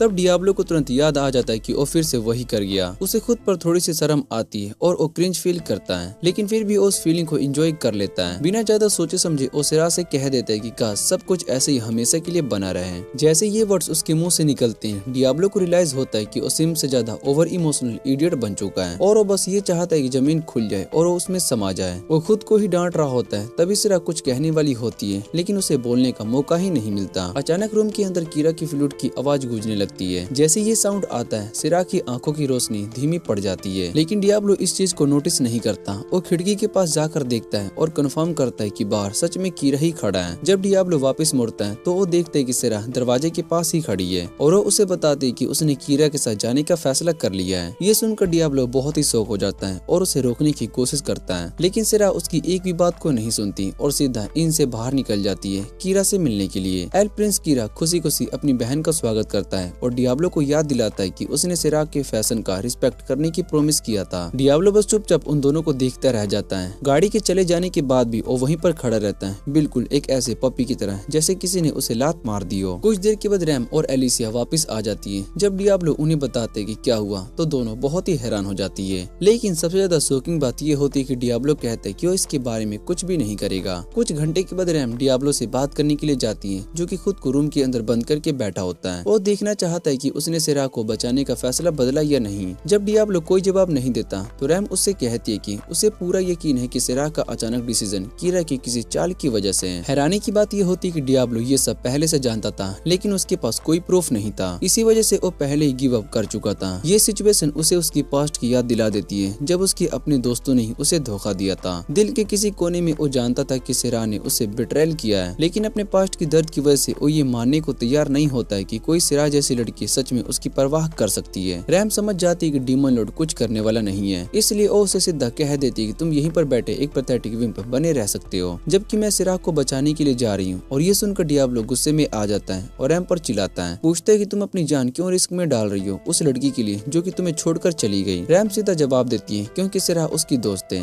और इस पर डियाब्लो को रियलाइज होता है कि वो कितना सेल्फ सेंटर्ड फूल बन चुका है। जब सिरा के साथ बिताए हुए सारे पल उसके दिमाग में फ्लैश की तरह घूमने लगते हैं तो रैम को आवाज देता है और पूछते हैं क्या उसकी मदद एक्सेप्ट करेगी। रैम बिना सोचे समझे हाँ कह देती है। जैसे ही दोनों निकलने वाले होते हैं, एलिसिया उनके पास आती है और जिद करती है कि वो भी साथ चलेगी। डियाब्लो उसे वॉर्न करता है कि अगर इसमें इन्वॉल्व हुआ तो उसकी इंपीरियल नाइट्स की पोजीशन जा सकती है, क्योंकि जो वो करने के लिए जा रहा है वो एक इंटरनेशनल क्रिंज माना जाता है। एलिसिया डियाब्लो को एश्योर करती है कि उसे कोई फर्क नहीं पड़ता, बस वो सिरा की मदद कर पाया यही उसके लिए काफी है। और ये सुनकर डियाब्लो थोड़ा सा स्माइल करता है और मजाक में कहता है कि अगर तुम भी साथ आ रही हो तो वांटेड पोस्टर पर काफी ज्यादा अच्छी लगोगी। उधर एल्फ कैंप के अंदर सिरा को कीरा के टेंट जंजीरों से बांध कर रखा गया होता है। सिरा जब अपनी चैन से छूटने की कोशिश करती है तो उसका घटिया भाई कीरा उसे कह देता है कि ज्यादा ट्राई करने का कोई फायदा नहीं है। वो बताता है कि फ्लूट वेल्व्स, तो उसका घटिया भाई कीरा उसे कह देता है कि ज्यादा ट्राई करने का कोई फायदा नहीं है। वो बताता है कि फ्लूट वेल्व्स का सबसे पावरफुल वेपन होता है। कीरा फिर रिवील करता है कि जब वो एक दिन पहले वाला आया था तब उसने फ्लूट पर एक ऐसी ट्यून बजाई थी जो कि सिर्फ एल्फ ही सुन सकते हैं। उस ट्यून के अंदर एक स्पेल डाला गया था जिसकी वजह से सिरा उसका विरोध नहीं कर सकती और कीरा जो कि उसे चाहे वो करवा सकता है। अपनी बात को प्रूफ करने के लिए कीरा उंगली चुटका देती है और सिरा को ऑर्डर देती है कि डियाब्लो उसे अब तक क्या करने वाला था। सिरा सच सच जवाब देता है कि डियाब्लो ने सिर्फ एक ही बात कही थी जब उसने उसे रैम के साथ हाथ मिलाने को कहा था। ये सुनकर कीरा को बिल्कुल भी यकीन नहीं होता। उसे समझ में नहीं आता कि डियाब्लो ने स्लेवली कूलर का यूज करके सिरा को अपनी पर्सनल स्लेव क्यों नहीं बनाया। फिर भी वो खुश होता है कि आखिरकार सिरा उसके साथ आ चुकी है। वो कहता है कि अब वो खुद उसे ओपन करेगा और उसे वो सारी चीजें सिखाएगा जो कि उसे खुश रखेगी। तभी कैंप के किसी कोने से एक जोरदार धमाका होता है, लेकिन कीरा इसकी परवाह नहीं करता। वो गुस्से में एक जार को लात मार देता है और उसके अंदर एक अजीब सा स्लाइम निकलता है जो कपड़ों को खाने वाला होता है। वो स्लाइम सीधा सिरा के ऊपर लपेट जाता है। अपनी गंदी सोच के साथ कीरा बताता है कि ये स्लाइम उनकी तैयारी के लिए। जैसे जैसे सिरा उस स्लाइम से बचने की कोशिश करती है वैसे वैसे कीरा और ज्यादा हंसने लगता है। डर और गुस्से से भरी सिरा चिल्लाकर कहती है कि वो उससे नफरत करती है और वो मरना ज्यादा पसंद करेगी, लेकिन उसे हाथ लगाने नहीं देगी। कीरा ठंडे अंदाज में कहता है कि वो ज्यादा देर तक ऐसा फील नहीं करेगी। जैसे ही स्लाइम उसके कपड़े पिघालना शुरू कर देता है, सिरा जोर से डियाब्लो का नाम लेती है और बिल्कुल उसी पर डीमन लॉर्ड डियाब्लो वहाँ पर रैम और एलिसिया के साथ आ जाता है। वो तुरंत सिरा को चैन से आजाद कर देता है और दोनों लड़कियां उसे देख लेती है। ये देखकर कीरा गुस्से में अपने गार्ड्स को बुलाता है, लेकिन डियाब्लो उसे बताता है कि तुम्हारे गार्ड्स भी बिजी हैं। कीरा भागकर बाहर जाता है। जब वो कैंप कैंप में हुई तबाही को देखता है और वो ज्यादा धधक जाता है। डियाब्लो उससे सीधा कहता है कि तुम्हें गुस्सा होने का कोई हक नहीं है, क्योंकि ये सब तुमने खुद ही किया था, सेरा को मैनिपुलेट करके अपने साथ ले जाकर। कीरा पलट कर कहता है कि उसने कुछ भी गलत नहीं किया और सेरा से कहता है कि अपने दोस्तों को बताओ कि तुम अपनी मर्जी से मेरे साथ आई हो। इतना कहने के बाद वो फिर से उंगली चुटकी बजाता है और सेरा उसके ऑर्डर के मुताबिक बोलने लगती है। लेकिन तभी डियाब्लो एक काउंटर कमांड दे देता है, क्योंकि डियाब्लो की कॉलर मैजिक कीरा की स्पेल से काफी ज्यादा स्ट्रॉन्ग होती है। इसलिए सेरा कीरा के कंट्रोल से बाहर आ जाती है और अपने दिल की बात बोल देती है। ये समझकर कि वो हार चुका है, कीरा किसी भी हाल में डियाब्लो को खत्म करना चाहता है और एक हाइड्रा समन कर देता है। लेकिन डियाब्लो बिल्कुल भी नहीं घबराता। सेरा घबरा कर डियाब्लो से रिक्वेस्ट करती कि वो इस कल्चर से फाइट ना करें। वो उसे समझाती है कि रॉयल फैमिली का गार्डियन डैटी है, जिसकी पावर के बारे में उसे खुद भी पूरी जानकारी नहीं है। तभी वो बीस्ट अपना सीना फुलाकर खुद को दिखाने लगता है जैसे पावर शो कर रहा हो। ये देखकर डियाब्लो का इंटरेस्ट और बढ़ जाता है। वो गर्ल्स को साइड होने के लिए कहता है ताकि वो इस मोस्टर के साथ अपना प्रॉपर फाइट कर सके। जैसे ही लड़कियां हटती हैं, कीरा हाइड्रा को ऑर्डर देता है कि डियाब्लो को खत्म कर दे, लेकिन हाइड्रा उस पर सीधा अटैक करने की बजाय अपनी पूंछ उस पर वार करता है। ये देखकर डियाब्लो कीरा का मजाक उड़ाता है और कहता है कि तुम्हें अपने समन पर बिल्कुल भी कंट्रोल नहीं है। साथ ही वो सोचने लगता है कि इससे कैसे हराया जाए। डियाब्लो को याद आता है कि गेम के अंदर हाइड्रा कभी अपेयर नहीं हुई थी, इसलिए वो समझ जाता है कि शायद ये कोई स्पेशल इवेंट बॉस है जो हाई लेवल पर पहुंचने के बाद ही आता है। एक ट्रू गेमर होने के नाते नए बॉस से लड़ने का आइडिया डियाब्लो को एक्साइट कर देता है। वो अपनी वैंड निकालता है और हाइड्रा पर फैलिंग रॉक स्पेल का यूज करता है। स्पेल लगते ही हाइड्रा का एक हेड कट हो जाता है, लेकिन कुछ ही सेकंड में वो दोबारा से रीजनरेट हो जाता है। फिर हाइड्रा डियाब्लो पर विंड ब्रिज से अटैक करता है और ये देखकर डियाब्लो बहुत ही शॉक हो जाता है और सोचते हैं कि क्या इस क्रिएचर के पास कोई चीट कोड है, क्योंकि उसकी याद के मुताबिक एक समनर के पास सिर्फ एक ही स्किल होनी चाहिए। अगली पल हाइड्रा के सारे हेड्स एक साथ अटैक कर देते हैं और हर हेड अलग अलग एलिमेंट का ब्रीथ का यूज करता है। डियाब्लो ऑलमोस्ट सोच लेता है कि क्या इसने अवनार जैसा कुछ निकल लिया है। हाइड्रा अपनी पावर्स लगातार दिखाता रहता है। तभी सेरा डियाब्लो को आवाज देती है और बताती है कि इस मोस्टर को हराने का सिर्फ एक ही तरीका है और वो है इसका कोर तोड़ना। ये सुनकर कीरा बहुत ही हैरान हो जाता है, क्योंकि उसकी कम अकल बहन को कोर के बारे में कैसे पता चला। कीरा स्मग स्माइल के साथ डियाब्लो से कहता है कि ये इन्फॉर्मेशन बेकार है, क्योंकि उसके हाइड्रा का कोर उसके बॉडी के अंदर लगातार जगह बदलता रहता है और तुम उसे कभी भी ढूंढ नहीं पाओगे। लेकिन कीरा की ये स्माइल उस वक्त गायब हो जाती है जब डियाब्लो हाइड्रा के नीचे स्लाइड करता है और एक पावरफुल स्पेल का यूज करते ही उसको डिस्ट्रॉय कर देता है। ये देखकर कीरा बिल्कुल शौक में आ जाता है और गुस्से से पूछता है कि आखिर तुम कौन हो। इस पर डियाब्लो कैजुअली कहता है कि मैं एक डीमन लॉर्ड का फ्रेंडली नेबर हूँ। जाहिर सी बात है, घमंडी एल्फ प्रिंस को डियाब्लो की बात पर बिल्कुल भी यकीन नहीं होता। वैसे भी डियाब्लो को खुद को प्रूफ करने का कोई इंटरेस्ट नहीं होता। हाँ, उसे कीरा को उसके मैन्युफैक्चरर के पास वापस भेजने में जरूर इंटरेस्ट होता है। जैसे डियाब्लो कीरा पर अटैक करने वाला होता है, तभी सेल्यूअर बीच में आ जाता है। सेरा भी तुरंत इंटरवेन करती है और डियाब्लो से रिक्वेस्ट करती है कि उसके भाई को मार दे। ये बात डियाब्लो को थोड़ी सी कंफ्यूजिंग लगती है। फिर सेरा समझती है कि चाहे कीरा कितना भी घटिया और नफरत लायक क्यों ना हो, वो फिर भी उसका भाई और फैमिली है और ये बात कीरा के लिए बर्दाश्त से बाहर हो जाती है। उसकी ईगो को ये बात सुनकर बहुत ही चोट लगती है और वो पीठ दिखाकर भागने लगता है, लेकिन भागने से पहले उसका हेड कट हो जाता है।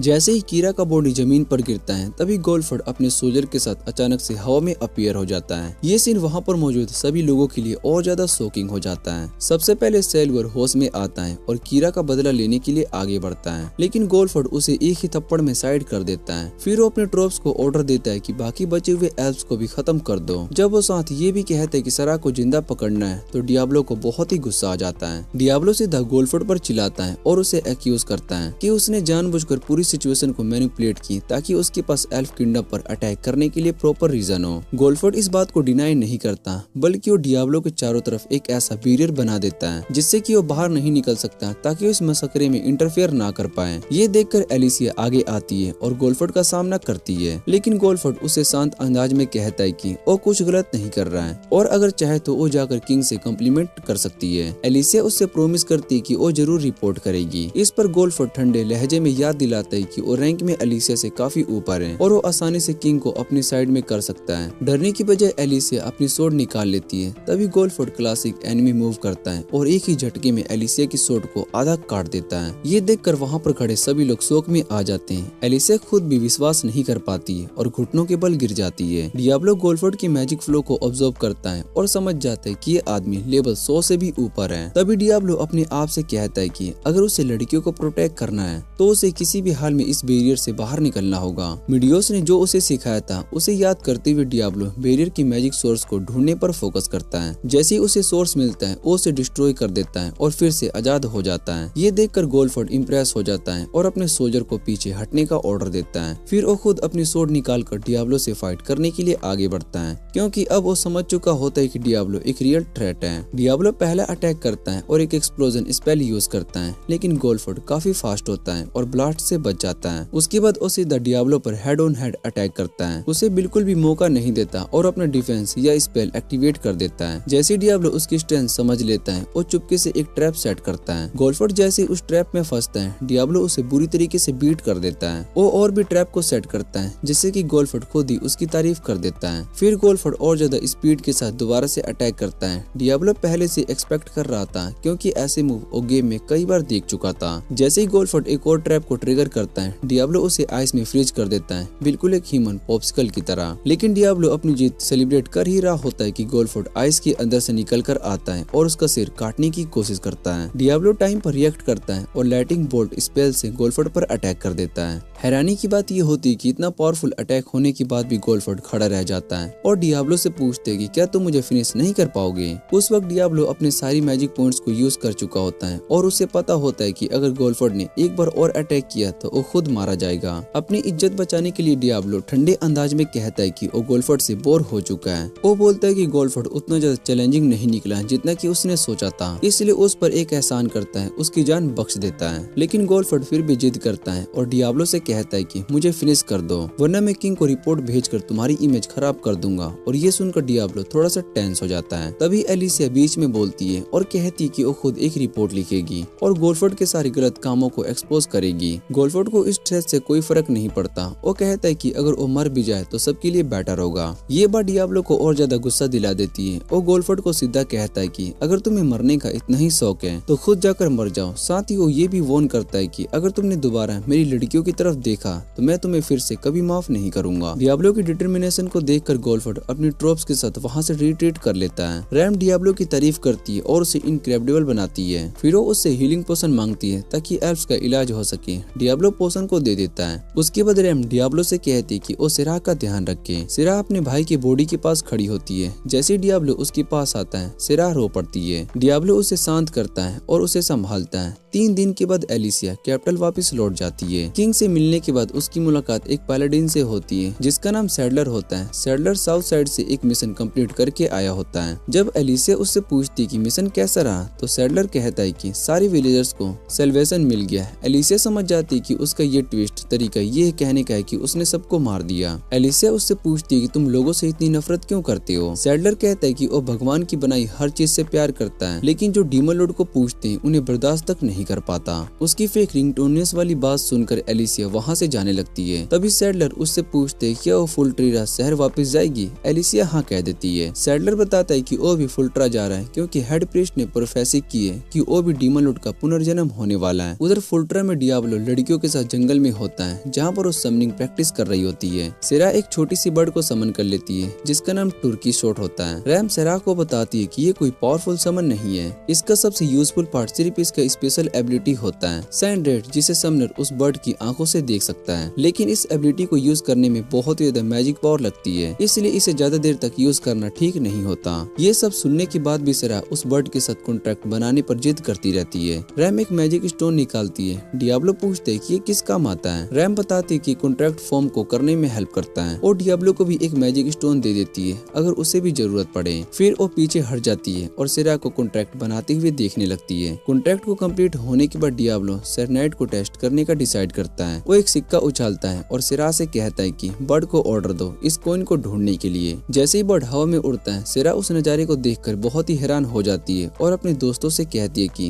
वो पीटर पैन जैसे फील कर रही है। बर्ड जैसे ही सिक्के को लोकेट कर लेती है डियाब्लो उससे कहता है कि एरो चला दो। सिरा थोड़ी सी सरप्राइज होती है लेकिन एरो दूरी के बावजूद सिक्के को हिट कर देती है। डियाब्लो फिर समझाता है कि वो बर्ड की आंखों का यूज करके एनिमीज को लोकेट करके शूट कर सकता है। रैम थोड़ी सी शॉक्ड होती है और कहती कि ये आइडिया उसके दिमाग में पहले कभी नहीं आया था। सिरा डियाब्लो का शुक्रिया अदा करता है कि उसने उसे अपने समन की वैल्यू दिखाई, लेकिन अगली पल सिरा चुप हो जाती है और बर्ड की तरफ स्निफ करती है। फिर वो रैम की तरफ टर्न होती है और कहती कि उसे अब नहाना है। रैम आर्ग्यू करती है कि उसे नहाने की जरूरत जरूरत नहीं है। सेरा इंसिस्ट करती है और डियाब्लो को भी कन्वर्सेशन में इंक्लूड करने की कोशिश करती है, लेकिन डीमन लॉर्ड इंटरेस्टेड नहीं होता। आखिर में सेरा कहती कि वो सब साथ में नहाए। डियाब्लो समझ में नहीं पाता, तभी वो लोग रिवर के पास पहुंच जाते हैं। डियाब्लो, जो कि अभी तक वर्जिन और होपलेस लूजर था, पूरी तरीके से फ्रीक आउट हो जाता है जब वो लोग अनड्रेस करते हैं और उसे भी इनवाइट करते हैं। वो एक्साइटमेंट में फैंट ना हो जाए इसलिए मना कर देता है। तब तक जब तक कि वो लोग नहा रहे होते हैं, डियाब्लो एक रॉक के पीछे छुपा हुआ रहता है और अपनी पूरी कोशिश करता है कि उन्हें इग्नोर करें, जब तक कि लड़के एक दूसरे को टीज करना स्टार्ट नहीं करती। उसे पूरी विल पावर लगती कि वो उनकी तरफ ना देखें, लेकिन जैसे ही वो ऑलमोस्ट गिव इन करने वाला होता है, वो लोग चिल्लाते सुनते हैं। ये इसलिए होता है क्योंकि एजलगार्ड अचानक से वहाँ पर अपीयर हो जाती है और रैम को हाथ से उठा लेती है, लेकिन वो सबसे कहती कि वो सिर्फ बात करने के लिए आई है। रैम को छोड़कर एजलगार्ड रिवील करती कि उसने वुल्फगर के कैर्बेनिज्म की सोल को फील की, जिससे डियाब्लो थोड़ा सा वॉरिड हो जाता है। सेरा कंफ्यूज होती है और रैम से पूछती कि एजलगार्ड ने क्या कहा। रैम थोड़ी देर चुप रहती है, लेकिन सेरा के इंसिस्ट करने पर वो सच बोल देती है। थोड़ी देर के बाद जब वो लोग दोबारा से कपड़े पहनते हैं, रैम सेरा से सॉरी बोलती है, पहले सच नहीं बताई, लेकिन सेरा उसे इंटरप्ट कर देती है और हमिंग करने लगती है। फिर वो रो पड़ती है और कहती है कि वो सॉरी है कि अपने बर्डन को समझ नहीं पाई। उसके बाद रैम एजलगार्ड से पूछती कि उसने अपनी लाइफ क्यों नहीं देने की कोशिश की। कमांडर एक्सप्लेन करती कि डीमन लॉर्ड को रिसीव करने के लिए एक स्पेशल रिचुअल की जरूरत होती है। डियाब्लो एजलगार्ड की बात पर तुरंत ही बिलीव नहीं कर पाता, लेकिन एजलगार्ड ऑफर करती कि रिचुअल को सिखा देगी और अगर वो ये कर लेते हैं तो रैम को फ्रीडम मिल जाएगी। डियाब्लो थोड़ी देर सोचता है क्योंकि वो जानता है कि रैम चाहती है कि क्रिप्स उसकी बॉडी से निकल जाए और डील को एक्सेप्ट कर लेता है, लेकिन वो एजलगार्ड को वॉर्न भी करता है कि जब क्रिप्स रिवील हो जाएगा वो उसे डिफीट करेगा, क्योंकि डीमन लॉर्ड सिर्फ एक ही हो सकता है और वो खुद ही असली मालिक है उसका। एंड में सब लोग डिसाइड कर लेते हैं कि फुल मून की रात स्टारफॉल टावर पर मिलेंगे ताकि वहाँ पर रिचुअल परफॉर्म किया जा सके। 3 दिन के बाद जब डियाब्लो और बाकी लड़कियां लंच कर रही होती है, तब एलिसिया उनसे मिलने के लिए आती है और उन्हें अपने साथ इन में वापस चलने के लिए कहती है। रास्ते में एलिसिया उन्हें सैडलर के बारे में बताती है और ये भी बताती है कि वो टाउन में क्यों आया है। साथ ही वो उनसे रिक्वेस्ट करती है कि वो लोग बाहर कम निकले, क्योंकि सैडलर का बिहेवियर थोड़ा सा डेंजरस है। रैम कहती है कि अगर डियाब्लो चाहे तो सैडलर को आसानी से हरा सकता है और एलिसिया भी ये बात को मान लेती है, लेकिन वो बताती है कि सैडलर जितना दिख रहा है असल में उससे भी ज्यादा डेंजरस है। जैसे ही वो लोग एली से बाहर निकलते हैं, उनका सामना सैडलर और कुछ पैलेडिन से हो जाता है और हमेशा की तरह डियाब्लो बिना सोचे समझे अपना इंट्रो डीमन लॉर्ड के नाम से दे देता है, जिसे सुनकर लड़कियां बहुत ही शौक हो जाती है। सैडलर इस बात पर हंस देता है, लेकिन अगली पल वो एलिसिया के पास आकर कह देता है कि किसी ऐसे इंसान के साथ दोस्ती रखना बिल्कुल गलत है जो कि खुद को डीमन लॉर्ड कहता हो। वो एलिसिया को घूर कर देख रहा होता है। तब रैम उससे पूछती कि उसे प्रॉब्लम क्या है, लेकिन सैडलर उसे डांट देता है, कहता है कि मेरे से इस तरीके से बात मत करो जैसे कि हम बराबर हो। रैम को गुस्सा आ जाता है और वो पीछे हटने से मना कर देती है, लेकिन जैसे ही वो उसे जवाब देने वाली होती है, अचानक वो दर्द से झुक जाती है। सैडलर घमंड के साथ कहता है कि ये सिर्फ उस पावर का छोटा सा हिस्सा है जो कि उसे उसकी फेथ की वजह से गॉड ने दी है। जब सब लोग रैम को संभालने की कोशिश कर रहे होते हैं, तब डियाब्लो नोटिस करता है कि रैम के हेड के आसपास मैजिक वर्प हो रहा है। तब डियाब्लो सैडलर को झूठ बोलता है और कहता है कि तुम मैजिक यूज कर रहे हो। सैडलर रैम पर से अपना इफेक्ट हटा देता है, लेकिन फिर भी ये मानना रिफ्यूज कर देता है कि वो मैजिक यूज कर रहा था। उल्टा वो डियाब्लो पर ही गलत का इल्जाम लगा देता है। जब सैडलर देखता है कि डियाब्लो उसे बिल्कुल भी डरा हुआ नहीं है, तो वो मेडुसा का अल्टीमेट मूव यूज करने की कोशिश करता है, लेकिन डियाब्लो की रिंग की वजह से वो मूव उल्टा उसी पर बैकफायर हो जाता है। उसके बाद डियाब्लो सबको समझाता है कि सैडलर जब भी डिवाइन पावर का क्लेम करता था, तब वो छुप छुप कर स्पेल को चैंट कर रहा था। ये एक ऐसी स्किल होती है जो कि लेवल 60 से ऊपर के सोर्सरर सीख सकते हैं। डियाब्लो एलिसिया को ये भी बताता है कि पर्टिफिकेशन का इफेक्ट धीरे धीरे खत्म हो जाएगा। सैडलर को वहाँ से लेकर जाया जाता है और उसके बाद एलिसिया डियाब्लो से पूछती है क्या सैडलर को वहीं पर खत्म कर देना ज्यादा सही होता, क्योंकि वो फ्यूचर में बदला लेने के लिए आ सकता है। पहले डियाब्लो को लगता है कि वो मजाक कर रही है, लेकिन जब वो एलिसिया का सीरियस चेहरा देखता है तो वो कहता है कि उसे किसी छोटे पलंडीन की टेंशन लेने की कोई शौक नहीं है। बाद में जब डियाब्लो और लड़कियां स्टारफॉल टावर के लिए निकलने वाली होती है, तब रैम कहती है कि वो एलिसिया को अपना सीक्रेट बताना चाहती है। डियाब्लो इस बात से मना करता है और कहता है कि एलिसिया एक इंपीरियल नाइट है और से वो डीमन लॉर्ड को रिवाइव करने का डिसीजन को एक्सेप्ट ना करे। लेकिन रैम कहती कि वो एलिसिया पर ट्रस्ट करती, इसलिए उसे सब कुछ सच बताना चाहती है। आखिर में डियाब्लो रैम की बात को मान लेता है और उसे परमिशन दे देता है। जब एलिसिया ने रैम की पूरी कहानी सुनी तो वो काफी ज्यादा सपोर्टिव दिखती है, लेकिन डियाब्लो के मन में फिर भी थोड़ी सी टेंशन बनी रहती है। थोड़ी ही देर के बाद सब लोग स्टारफॉल टावर पहुंच जाते हैं और यहाँ आते ही रैम के मन में थोड़ा सा डाउट आ जाता है। डियाब्लो रैम से कहता है कि अगर तुम रिचुअल नहीं करना चाहती हो तो हम सब कुछ यहीं पर रोक सकते हैं, लेकिन रैम कहती है कि हम इतनी दूर तक आ चुके हैं, अब पीछे हटना सही नहीं होगा।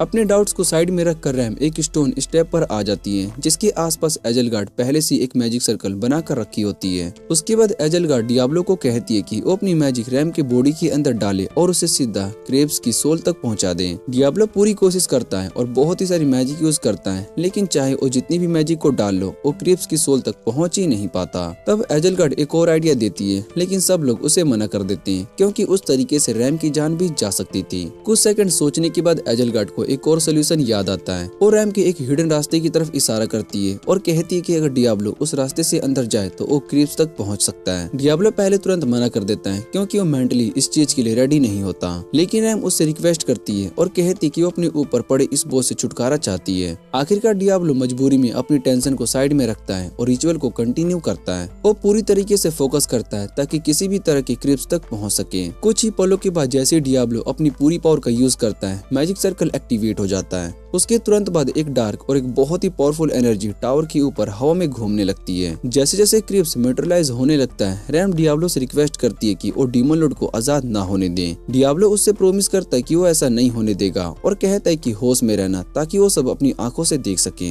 अचानक स्काई में बनी हुई वो डार्क एनर्जी गायब हो जाती है और क्रेब्स नीचे गिर जाती है। लेकिन जब धुआं छूटता है तो सब लोग बहुत ही शौक में हो जाते हैं क्योंकि उनके सामने टान्या, जो कि इविल की ट्विन सिस्टर होती है, खड़ी होती है। इस सिचुएशन से सिर्फ एजल गार्ड सरप्राइज नहीं होती, वो खुशी खुशी अपने इंट्रोडक्शन अपने न्यू लॉर्ड से करवाती है। जब क्रेब्स एजल गार्ड की तारीफ करने लगती है कि उसने उसे रिवाइव किया, तब डियाब्लो उसकी बात को काट देता है और कहता है कि वही है जो उसे हमेशा के लिए खत्म करेगा। क्रेब्स इस चैलेंज को खुशी खुशी एक्सेप्ट कर लेती है, लेकिन जैसे ही वो पावर अप करने लगती है वो अचानक से रुक जाती है और कहती है कि वो भूल चुकी है फाइट कैसे करते हैं। ये सुनकर सब लोग बहुत ही हैरान हो जाते हैं और डियाब्लो सोचने लगता है कि शायद से रिवाइवल के प्रोसेस में कुछ गड़बड़ हो गई है। थोड़ी देर के बाद क्रेब्स कहती है कि अगर उसे याद नहीं आ रहा है तो वो सब कुछ ब्लास्ट करके खत्म कर देगी। ये सुनते ही सिरा उसे ऐसा ना करने के लिए रोकने लगती है। सबको हैरानी होती है जब क्रेब्स खुद कह देती है कि वो ऐसा नहीं करेगी। एजल गार्ड उसे याद दिलाती है कि वो एक डीमन लॉर्ड है और उसे आम इंसानों की बात मानने की कोई जरूरत नहीं है, लेकिन क्रेब्स को इसमें कोई गलत बात नहीं लगती। ये देखकर एलिसिया बहुत ही कंफ्यूज हो जाती है और पूछती है, क्या तुम सच में वही डीमन लॉर्ड हो जो कि मोर्टल्स के एंड के लिए पैदा हुई है? क्रेब्स शांति से हाँ कह देती है। उसके बाद रैम पूछती है, क्या ये सब उसकी पैदाइश का रीजन था कि वही खुद ऐसा करना चाहती है? क्रेब्स मानती है कि उसे याद नहीं है। तब रैम और सेरा उसे रिक्वेस्ट करते हैं कि वो मोर्टल्स की जान बख्श दे।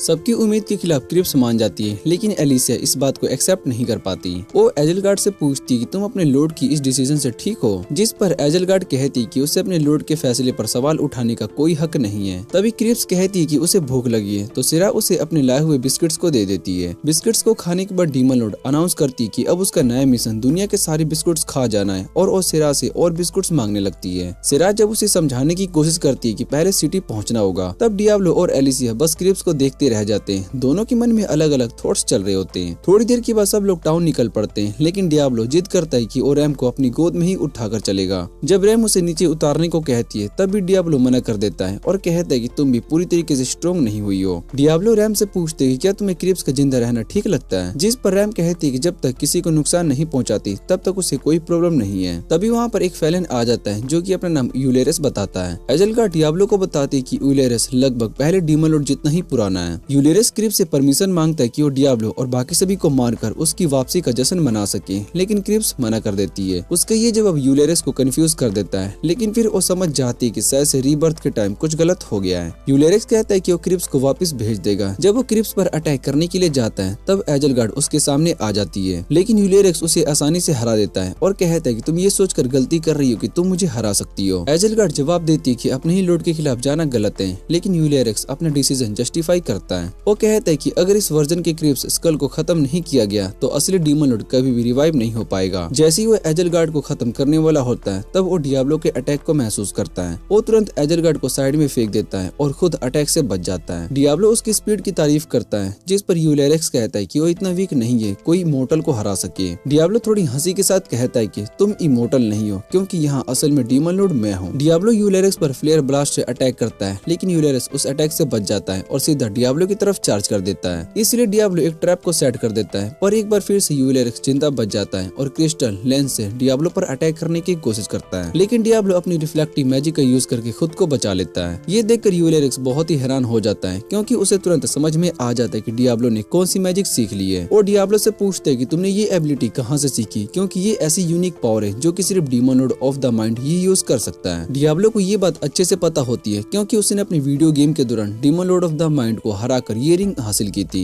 तभी दूसरी तरफ एलर क्रिप्स पर अटैक करने ही वाला होता है, लेकिन रैम उसे साइड कर देती है। डीमन लॉर्ड इस बात से काफी ज्यादा सरप्राइज हो जाता है कि रैम ने उसे बचाया, और वो रैम का शुक्रिया भी अदा करता है, लेकिन रैम खुद भी अपने एक्शन से बहुत ही हैरान होती है और कुछ बोल भी नहीं पाती। इधर यूलेरिक्स डियाब्लो की पावर को एक्सेप्ट कर लेता है और वहाँ से चला जाता है। यूलेरिक्स के जाने के बाद एलिसिया डियाब्लो के पास आती है और पूछती है क्या यूलेरिक्स को भाग जाने देना सही था। डियाब्लो कहता है कि उसे भागने वालों में कोई इंटरेस्ट नहीं है, जबकि सच तो ये होता है कि वो लड़कियों को किसी भी डेंजर में डालना नहीं चाहता था। जब सिटी की तरफ आगे बढ़ने का टाइम आता है तो एजलगार्ड क्रिप्स से अलविदा लेती है, क्योंकि बैरियर की वजह से वो उसके साथ नहीं जा सकती। थोड़ी देर के बाद सब लोग वापस इन में पहुंच जाते हैं। रात को डियाब्लो बेड पर लेटा होता है, तभी सेरा अपने कपड़े उतारकर उससे कहती है कि वो उसकी एनर्जी वापस लाने में मदद करेगी, जिसे देखकर डियाब्लो इतना शौक हो जाता है कि कुछ भी नहीं बोल पाता। सेरा उसके साथ बेड पर आ जाती है और क्रिप्स को भी ज्वाइन करने के लिए बुलाती है। डीमन लॉर्ड क्यूरियोसिटी में खुशी खुशी मान जाती है। जैसे जैसे दोनों डियाब्लो के करीब आ जाते हैं, डियाब्लो अपने आप को कंट्रोल करने की पूरी कोशिश करता है, लेकिन आखिर में वो फेल हो जाता है। सरप्राइजिंगली उसे उन दोनों से मैजिक एनर्जी का सर्ज भी मिलता है। सब कुछ खत्म होने के बाद डियाब्लो सोचता है कि काश उसे रोज ऐसा ट्रीटमेंट मिल सके।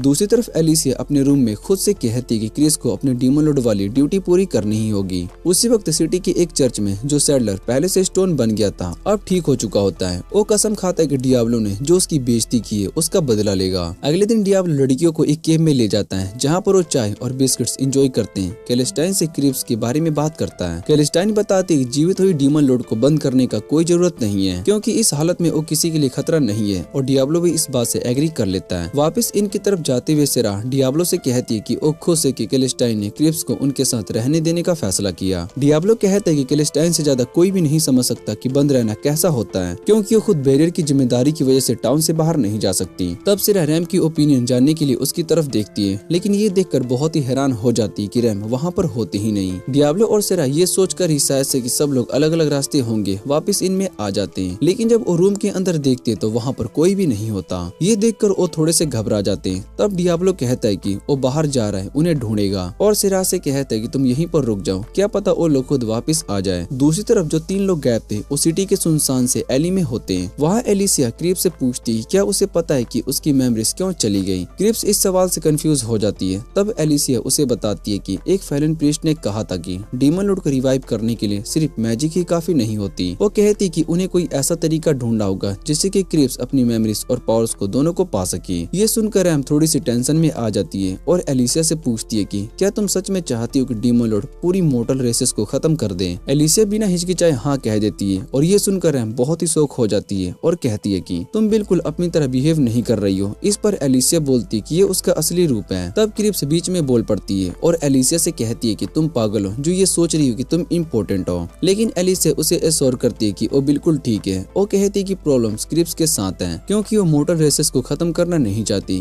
क्रिप्स उसे ऐसा बोलने से मना करती है, लेकिन एलिसिया रुकती नहीं और कहती है कि अगर उसकी सेक्रीफाइस से क्रिप्स अपनी डेस्टिनी एक्सेप्ट कर लेती है तो वो खुशी खुशी अपनी जान देने को तैयार है। जब एलिसिया अपनी ग्लोरियस डेथ के बारे में बोल रही होती है तब रैम को याद आता है कि गोक ने मरने से पहले क्या कहा था, और उसे अचानक से समझ में आ जाता है कि गोक को ये सब करने के लिए एलिसिया ने ही मैनिपुलेट किया था। एलिसिया बात को डिनाई नहीं करती, बल्कि प्राउड होते हुए कहती कि नाइफ उसने ही गोक को दी थी। तभी अचानक से सैडलर और पैलेंडिस वहाँ पर पहुँच जाते हैं। सिचुएशन को देखते हुए एलिसिया तुरंत अपना रुख बदल लेती है और रैम पर इल्जाम लगा देती है कि वो डीमन लॉर्ड की विस्पर है। वो ये भी कहती है कि उसने क्रिप्स को रैम के ग्रुप से बचाया। सैडलर बिना सोचे समझे एलिसिया की बात को मान लेता है, क्योंकि वो पहले से डियाब्लो से बदला लेने का मौका ढूंढ रहा होता है। रैम खुद को बचाने के लिए अपने बोल को समन कर लेती है, लेकिन सैडलर अपने पैलेंडिन्स को अपनी ह्यूमन शील्ड बना लेता है। वो उनकी जिंदगी की कोई परवाह नहीं करता, जिसे देखकर रैम अंदर से हिल जाती है। सैडलर कहता है कि ये उनका फर्ज है, क्योंकि वो उनके लिए एक गॉड है। फिर अपने आदमियों से बुल को पकड़ने के लिए कहता है ताकि वो उसे खत्म कर सके। जैसे ही बुल वैनिश होता है रैम गुस्से में सैडलर पर चार्ज करती है, लेकिन वो उसकी पावर के सामने टिक भी नहीं पाती और पकड़ ली जाती है। जैसे जैसे रैम होश में आने लगती है एलिसिया उसके कान में धीरे से कहती है कि कैरेमोल को जो चाहिए वो नफरत है। थोड़ी देर के बाद रैम की आंखें खुलती है और वो खुद को एक वेगोन के पीछे हिस्से वाले वाले केज के अंदर पाती है। क्रिप्स उसे एक बिस्किट देती है और कहती है कि उसे पता है कि रैम की फैमिली ने उसकी वजह से कितना दर्द सहा है, क्योंकि एलिसिया ने उसे सब कुछ बता दिया है। फिर भी इतना सब होने के बाद रैम ने उसे बचाने की कोशिश की और ये बात क्रिप्स के दिल को छू जाती है। रैम क्रिप्स को बताती कि उसने उसे बचाया क्योंकि उसे लगता है कि दोनों का दर्द एक जैसा है और अपने दिल के क्रिप्स से पूरी तरीके से नफरत नहीं कर पाई। रैम कहती कि उसकी फैमिली को क्रिप्स की सोल के साथ जीने का बोझ उठाना पड़ा, लेकिन क्रिप्स सिर्फ इसलिए अकेली रही क्योंकि वो एक डीमन लॉर्ड के रूप में पैदा हुई थी।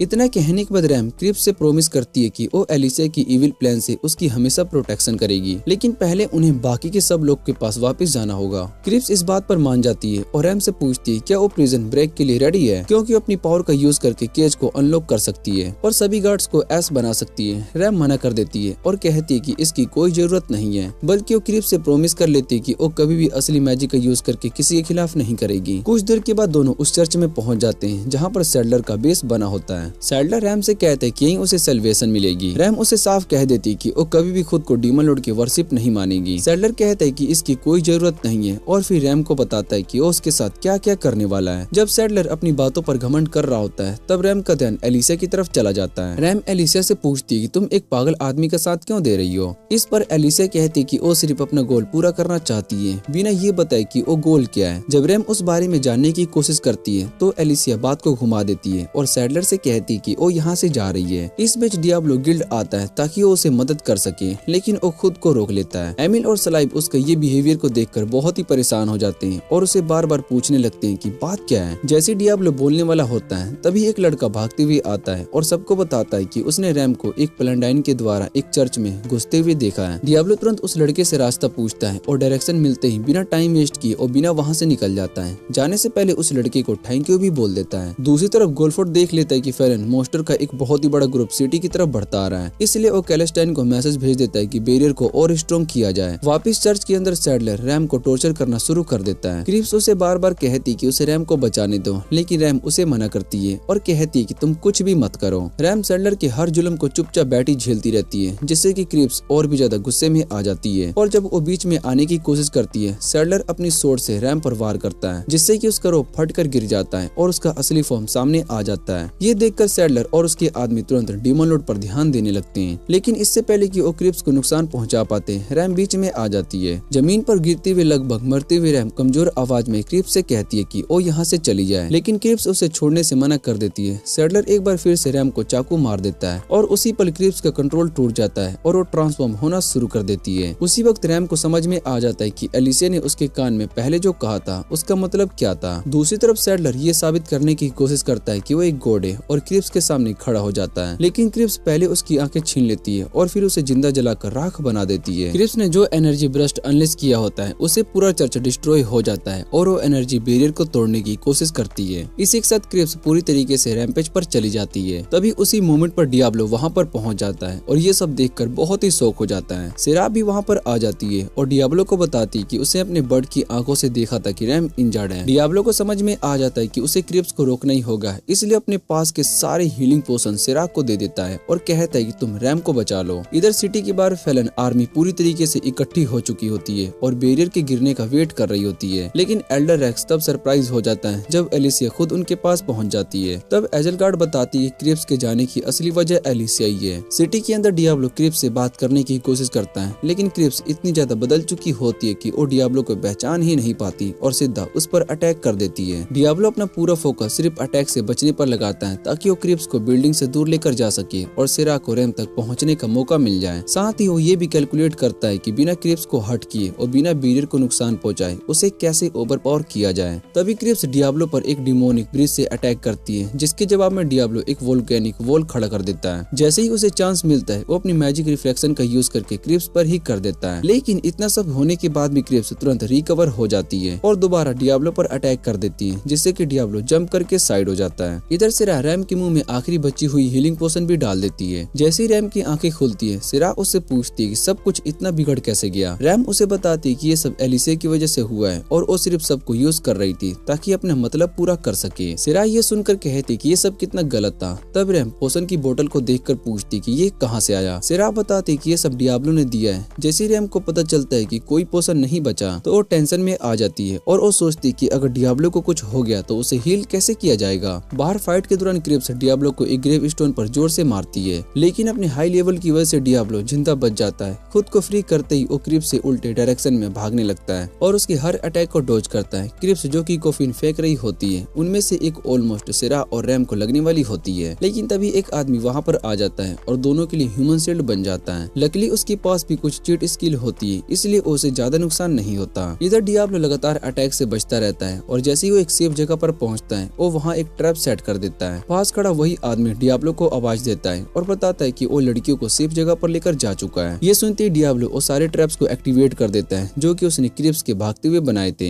उसके बाद वो अपनी सबसे पावरफुल मैजिक एपोसाइक्लिस एबेस को कास्ट करता है, जो सारे एलिमेंट्स को अनलेस कर देती है और धीरे धीरे और भी ज्यादा पावरफुल होती चली जाती है। एमिल जो वहाँ पर खड़ा होता है, वो सब कुछ देखकर इतना शौक हो जाता है कि ये भूल जाता है कि उसके पास कोई प्लॉट आर्मर ही नहीं है। अगर डियाब्लो टाइम पर उसे धक्का देकर साइड नहीं करता तो एमिल भी उस डेंजरस स्पेल के अंदर खींच लिया जाता है। जब स्पेल पूरी तरीके से खत्म होती है तो उस जगह पर एक बहुत ही बड़ा क्रिएटर बन जाता है, लेकिन इतना सब होने के बाद भी क्रेमनेस जिंदा होती है और धीरे धीरे आगे बढ़ने लगती है। जैसे ही वो आगे आती है, सिरा और रैम वहाँ पर पहुँच जाते हैं और उसका नाम लेकर पुकारते हैं। डीमन लॉर्ड तुरंत अपना ध्यान उन दोनों पर लेकर आती है। डियाब्लो तुरंत रेडी हो जाता है, अगर वो लड़कियों पर अटैक करे तो उसे रोक सके, लेकिन अच्छी बात ये होती है कि क्रिप्स उन पर अटैक नहीं करती। रैम उससे रिक्वेस्ट करती है कि वो वापस आ जाए और उसकी बात सुनते ही क्रिप्स का डीमन फॉर्म धीरे धीरे गायब हो जाता है। साथ ही वो मैजिक सर्कल भी खत्म हो जाता है जो बैरियर पर प्रेशर बना रहा था। तीनों एक दूसरे को गले लगा लेते हैं। क्रिप्स रैम से माफी मांगती है कि उसने अपना प्रोमिस तोड़ दिया, लेकिन रैम उससे कहती कि ये सब मैटर नहीं करता।